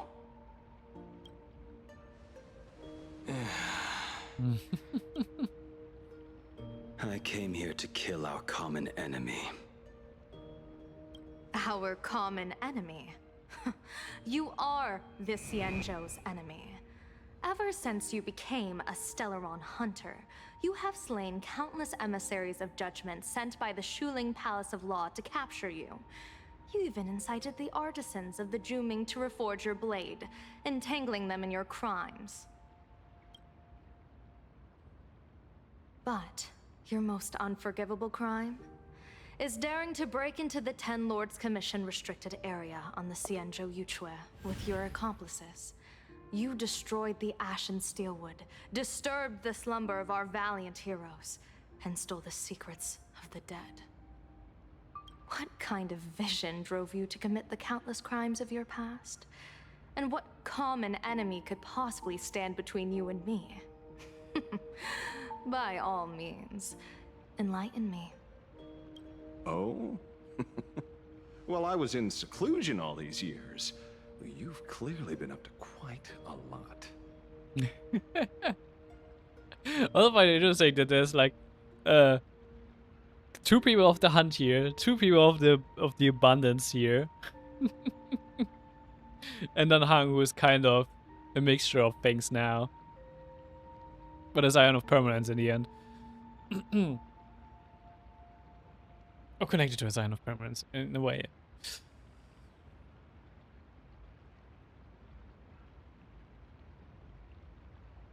If I'd known you were such a magnet for trouble back when you came to the Juming, begging for a sword, I would have dragged you out of the forge and drafted you into my crew myself. Tied up, if necessary.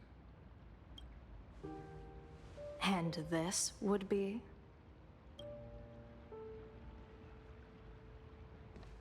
A pleasure to meet you, General Yao Guang. It's truly touching that my friends on the Xianzhou have kept me in their thoughts for all these years. I never change my name, no matter where I roam. I am La Mancha. You never change your name. You call yourself Ashrael the entire time here. You're obviously using a fake name.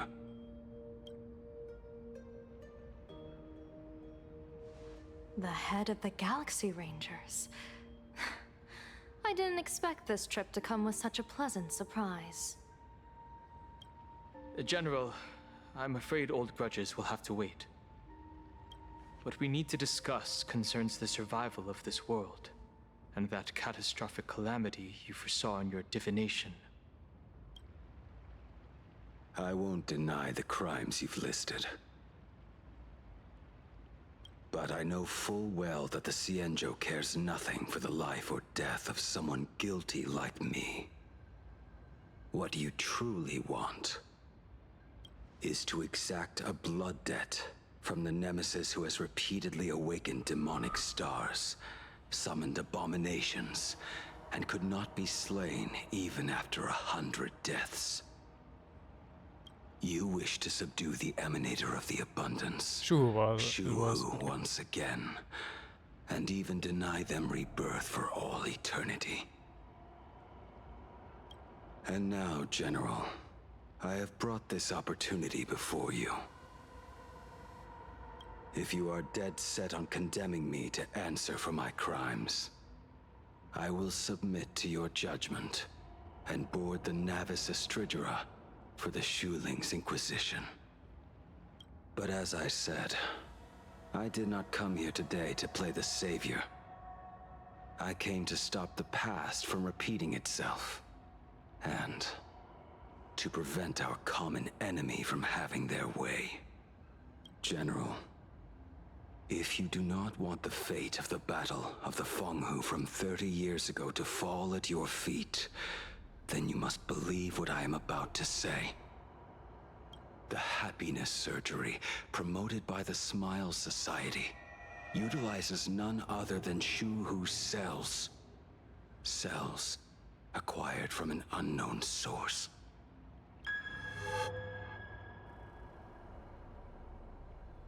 You mean everyone who underwent the surgery have all become supplicants. Once the wish power converges, the will of the flesh will awaken and turn every host into nourishment. So their wheel is becoming Shuhu. The one wearing the eight-legged mask is not a single person. It is an emanator of the abundance, dismembered and currently parasitizing the bodies of the masses here. Who on earth could have brought something so terrifying to plain Arcadia?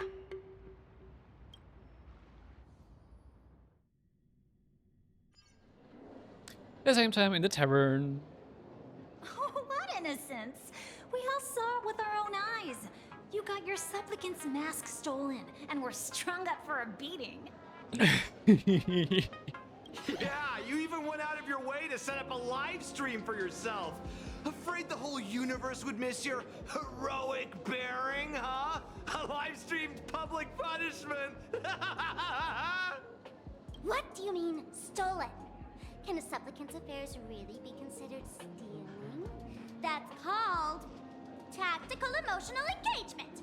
A tactic and an art. Don't you get it? Yoo-hoo! If it isn't the Astral Express's famous Lil Raccoon, did you miss my pranks? Did you get the invitation for the supplicant debate at Fulwish TV? My, oh my, talk about bad timing. My stream got banned, and the leader of the haters confiscated my supplicant mask. As for the debate, I'm afraid the spirit is willing, but the flesh is weak. But, seeing as you called, you clearly still have a shred of conscience left in you. Are you planning to give me a chance to haggle? Answer me this question first. Is Fulwish really a masked fool? The tavern doesn't exactly register every fool's name and address. But having watched her stream, I believe she is. As for why, call it a kindred intuition. And just listen to our slogan. Healing smiles. Healing Arcadius. That level of crazy? She's a certified fool. Okay. Most masked fools make a huge racket when they approach you. That, hey, look, I'm about to stir up some trouble vibe is impossible to hide. But Fulwish is clearly the exception. Her brand of crazy is calm and sophisticated. Look at that haute couture getup she's wearing. It's worth 10 times a normal person's salary. Who'd have guessed a career woman with state levels of wealth who was always preaching social welfare would be a masked fool? Simply the most exquisite disguise. I mean, just a point. I'd like to ask you to look into her background for me. Now that's going too far. You actually want me to betray another masked fool? Give me the intel on Fulwish, and I'll return the mask to you. Betrayal itself. That's the finest reward of all. Deal. Leave it to me. I'll contact you as soon as I get the intel. Fulwish, is there really someone like that among the masked fools? How come I'd never heard of her? Maybe we should ask Giovanni about her. He's got connections everywhere after all. Wait, no, we didn't know going around as Sparksy. Not long after Sparksy arrived at Giovanni's location.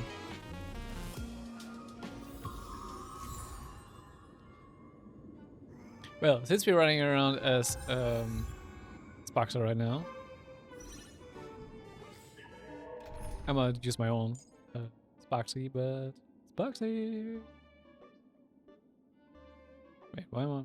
Ah, there she is. Woohoo!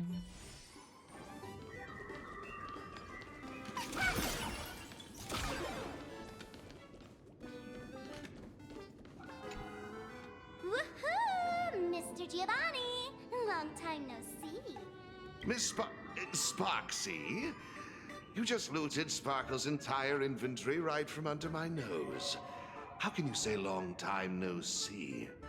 Oh, since you're here, I can also show her something. Something really cool. Please spare me. Just give me a straight answer. Whose collection are you planning to steal this time? Fulwishes? Sparkle and I just had the reconciliation of the century. Let bygones be bygones. I'm actually here to ask for some serious advice. I swear, my hands are squeaky clean. Oh, do tell. Anything that can make you this serious must be fascinating. I want to ask about someone. Fulwish, the media tycoon who went on TV and invited all the supplicants. Is she really one of us? How come I've never seen her in the tavern? I know of her, but I've never actually seen her in the tavern. If Fulwish really is a fool, with all the people coming and going, surely she would have been mentioned. As for the storage area logbook, no, there's absolutely no record of her.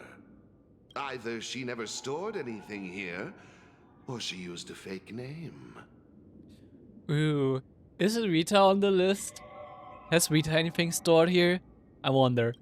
We're doomed. Even the well-connected Mr. Giovanni knows nothing about this lady. Nice try. But goading won't work on me. I do have a theory, though. Hear me out. Every fool sets foot in the tavern at least once in their life. If Fulwish really is a fool, then the moment she entered the tavern must have been in the wake of some unforgettable tragedy. You mean the blood-stained games from 15 years ago?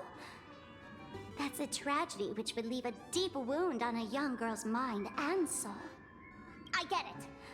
Maybe we should head to the hospital and dig up the girl's medical records.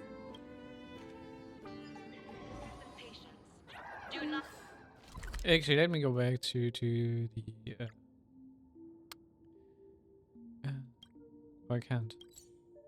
Yeah, Grand Treasury. Because I want to show it. If you go a bit up here and through this.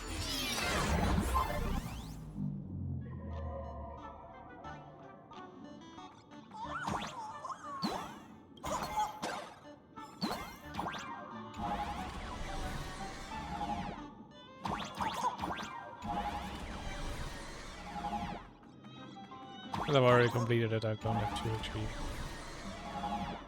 pay attention to the riddles.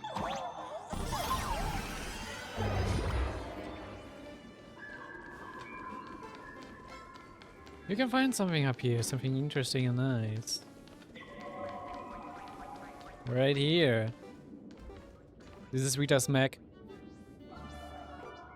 It's a mech she's fighting with, and it's also seen in like the collaboration video where she's fighting Sparkle.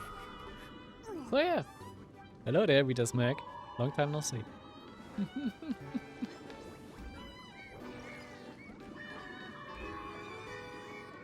I was already up here. I already deactivated you before. But what did they extend this area? Oh yeah. And from plastic surgery, please report to the director's office immediately.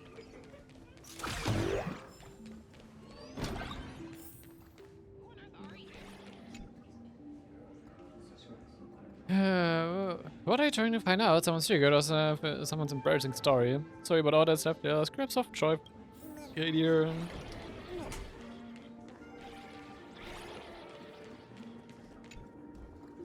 Patient name Cragnatsune. Diagnosis: sadness, tears, fear, and misery. Strange note is tucked inside the filling cabinet. It reads: for a patient, the defining trait is illness. Without this, they wouldn't be a patient. For Cragnatsune, the defining trait is happiness. Fulwish. Fulwish.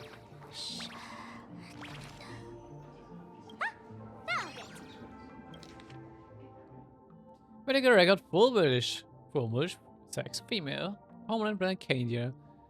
Species: humanoid, carry a Hatopian subspecies. Department: Grainy Neurological Department. Chief complaint: after experiencing significant psychological trauma, the patient developed an unknown disorder in the language center. Specific symptoms include an inability to describe negative feedback received by the self and an inability to actively express the pain perceived by the self. Meanwhile, the patient exhibits hallucinatory symptoms described as the ability to sense the inner desire of others. I think I've read this before. Past medical history: the patient is in good health with no relevant medical history for family history or hereditary diseases. Patient previously suffered from post-traumatic stress disorder. Examination report: electroencephalogram. Electroencephalogram. Cerebral lobe structural imaging and modeling analysis indicate no foreign bodies or visible damage to the patient's brain. My non-pathological tissues growth detected at the synesthesia being implant site. The cause remains unknown.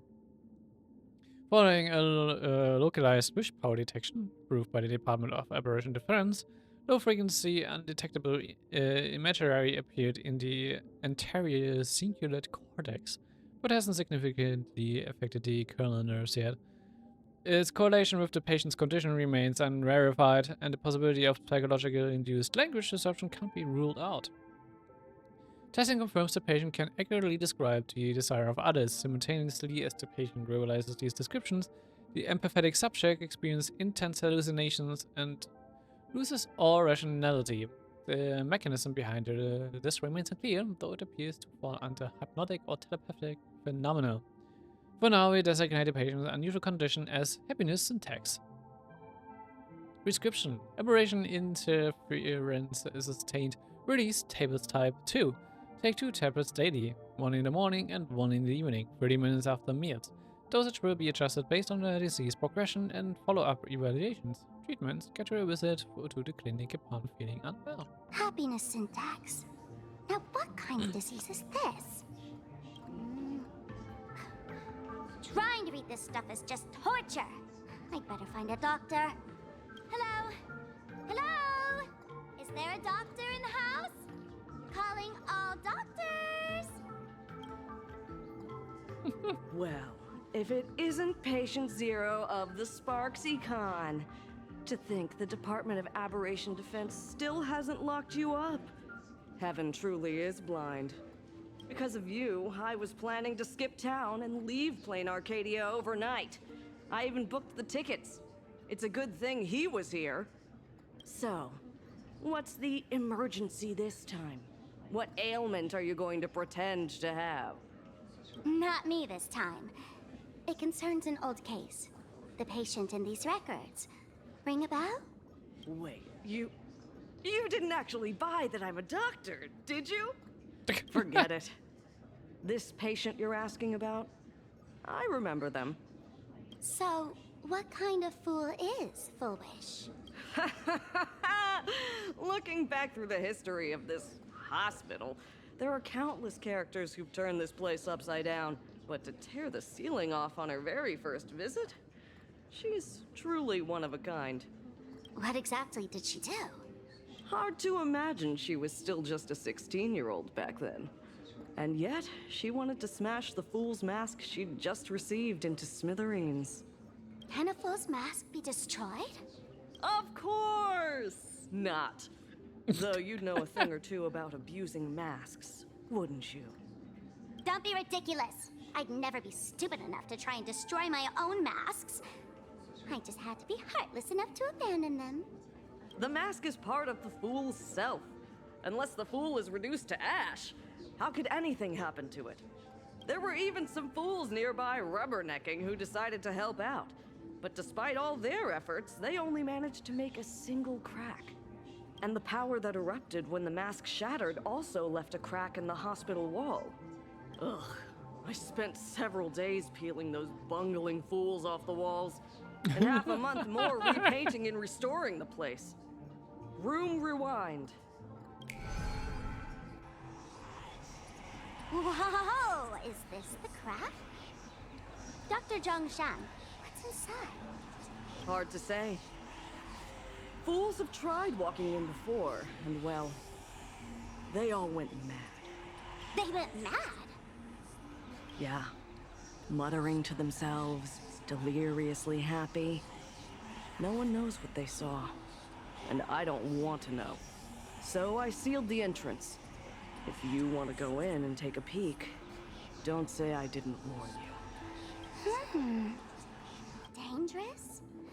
What could possibly be more dangerous than little old adorable Sparksicle? Of course you would say that. Listen up, my dear Sparks heads. Sparksicle is about to take you on an exclusive expedition through this mysterious fissure. Smash that subscribe button so you don't get lost. Let's roll! She really has no qualms about us. Alright then. Let's get mad, I guess. Happily mad.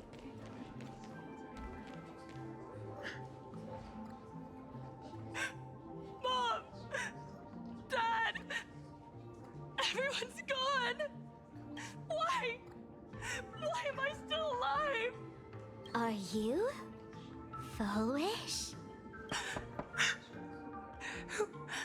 Who's out there? Fulwish, there's a delivery for you.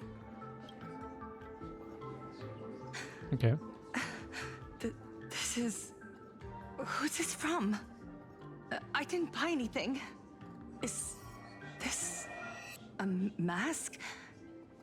Oh, this is a supplicant mask. Paper inside too. What does it say? To the survivor. Welcome to the world's end. Oh no, it's a fool's mask. Okay, not a supplicant mask. Oh right, the way you cried on TV was truly hilarious. The fuck? Who are you? Why?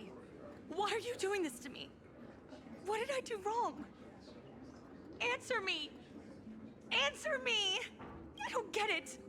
All of this. Just what is so funny about all of this? What the heck? That's the day she received an invitation to the tavern. I really don't know which utter degenerate from the tavern sent her such a cruel joke. Even someone as stone-hearted as me can barely stand to watch. Wait, these hallucinations. Exactly what part of them is supposed to be happy?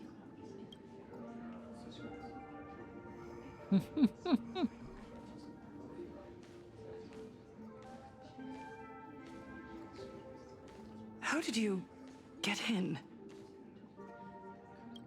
Never mind. That's not important. Welcome.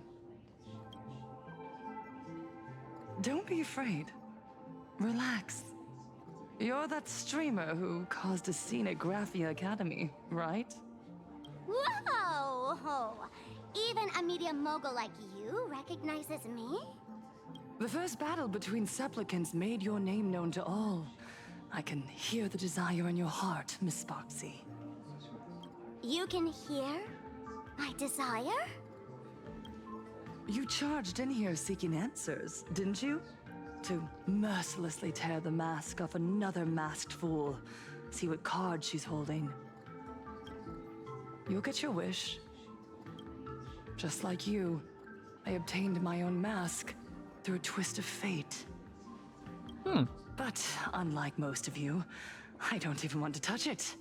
So, I'm not like you, with all your miraculous powers. I possess only one trivial little talent. I can hear the happiness you desire most, deep within your hearts. Happiness. My days are filled with happiness. But what about you? Are you all right? I saw what you've been through. You have my sympathy. Sympathy, yes. Dr. Zhongshan called it the happiness syntax. She mistook it for some kind of disease. But I say no. This is the blessing of the elation. You're gonna lie, I actually think this is the curse of Shuhu. Precisely because my past was so agonizing. The Divine allowed me to hear the happiness deep in everyone's hearts as a form of consolation. I can smell the pulsating desire within your heart, like sweet honey dripping from a comb.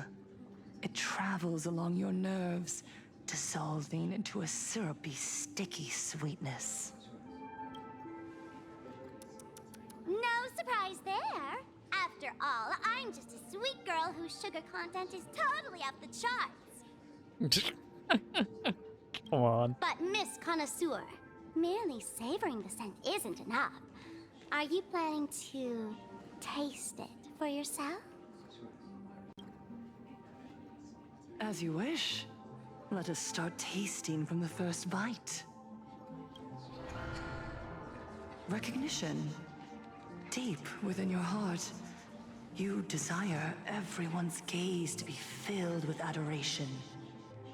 The secret you use to seduce the audience is the very same thing you crave yourself, isn't it? Correct. Next comes victory. The first supplicant battle was merely a minor setback. Without a doubt, once the mask is back in your hands, you will conquer the entire Phantasmoon games with ease. That's it! That's exactly how it should be!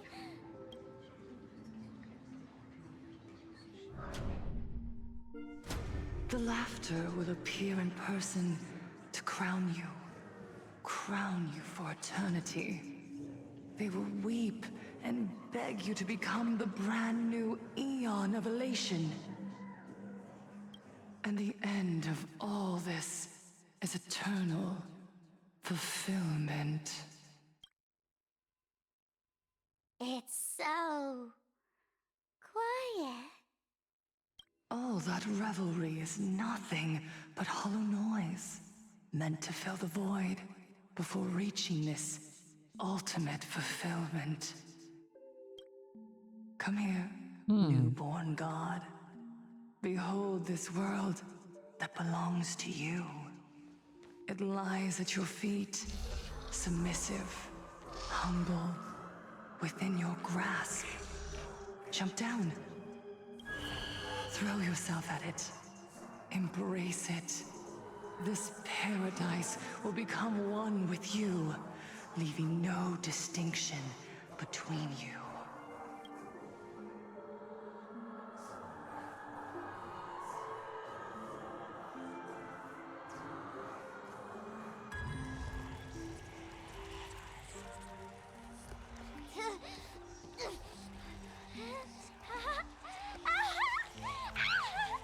So this is happiness!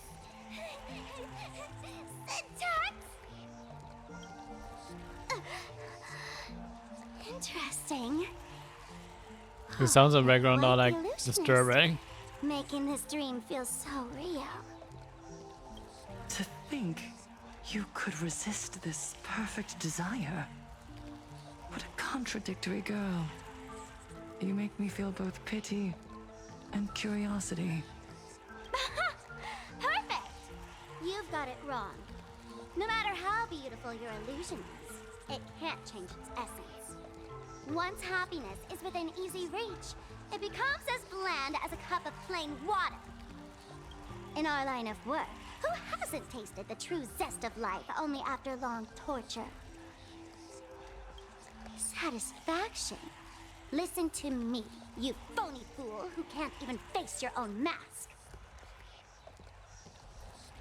What we masked fools do best is distill pain into the strongest wine and spin despair into the maddest joke. Thanks for the sugar water. It tastes pretty bland. Since you refuse the sweet happiness I've offered, I have no choice but to insist you drink the bitter wine of punishment. How about this, Miss Connoisseur? Why don't you have a taste of my spirits? Welcome to the live stream! Lane Arcadia, Happiness Syntax, Honkai chapter, starts now! Oh, too bad. 0 viewers. Divination says this will hurt. I kind of am appreciating Spark seeing more and more of everything she does. These are devils. I'll crush them all. People always observe the heavens with my divinations. Best of luck. An explosive start.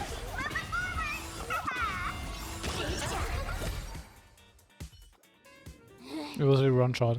Not exactly tough, just overwhelming in sheer volume. Honestly, it's enough to exhaust even a fool. Suffering all this just for a mask? Definitely not a good trade. Tiny little. Why did you break my toy? Huh? Oh, not even pretending anymore, huh? I should have known. Fulwish was only ever a puppet placed in the spotlight. So tell me, puppeteer in the shadows, what are you supposed to be?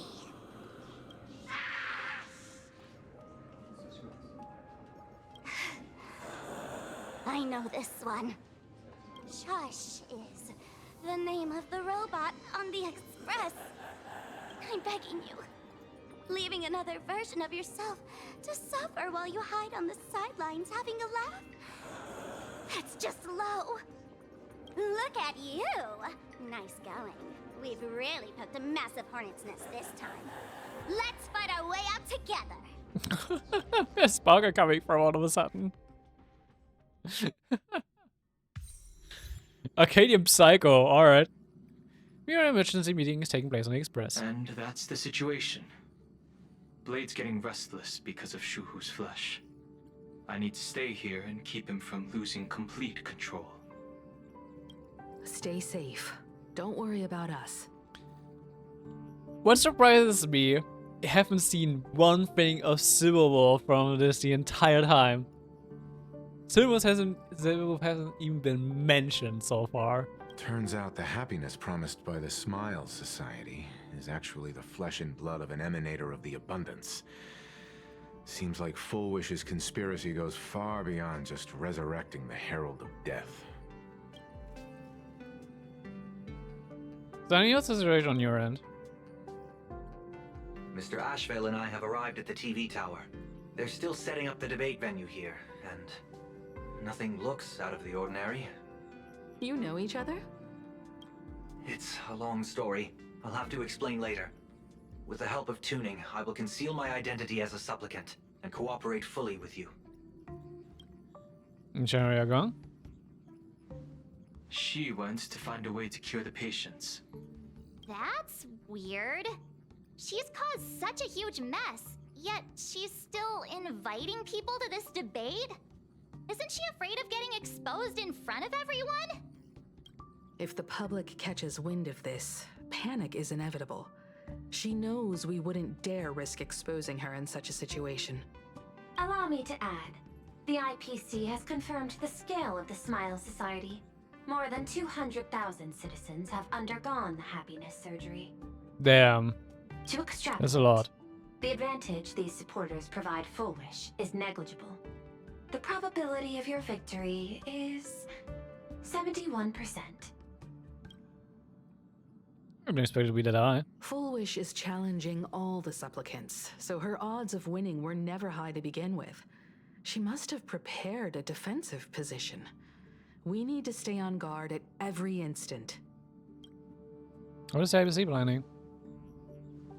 I will publicly decline the invitation and prioritize the abundance anomaly. Logic.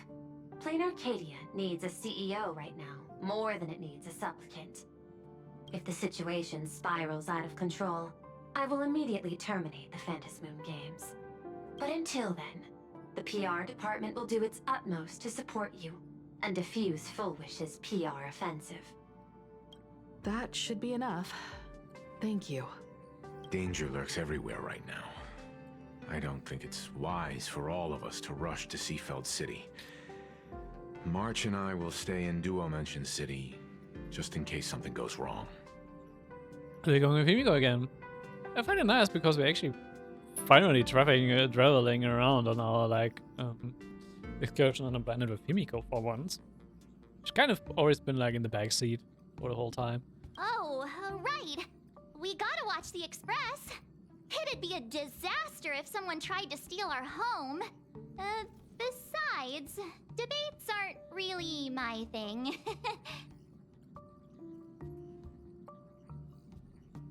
Will you take it from here? You got it. I'll be sure to spam a few extra bullet comments for you. Then let's head out. We'll be in touch.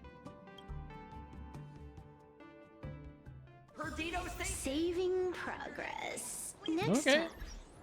Before we continue on a bit, another short toilet break. Be right back.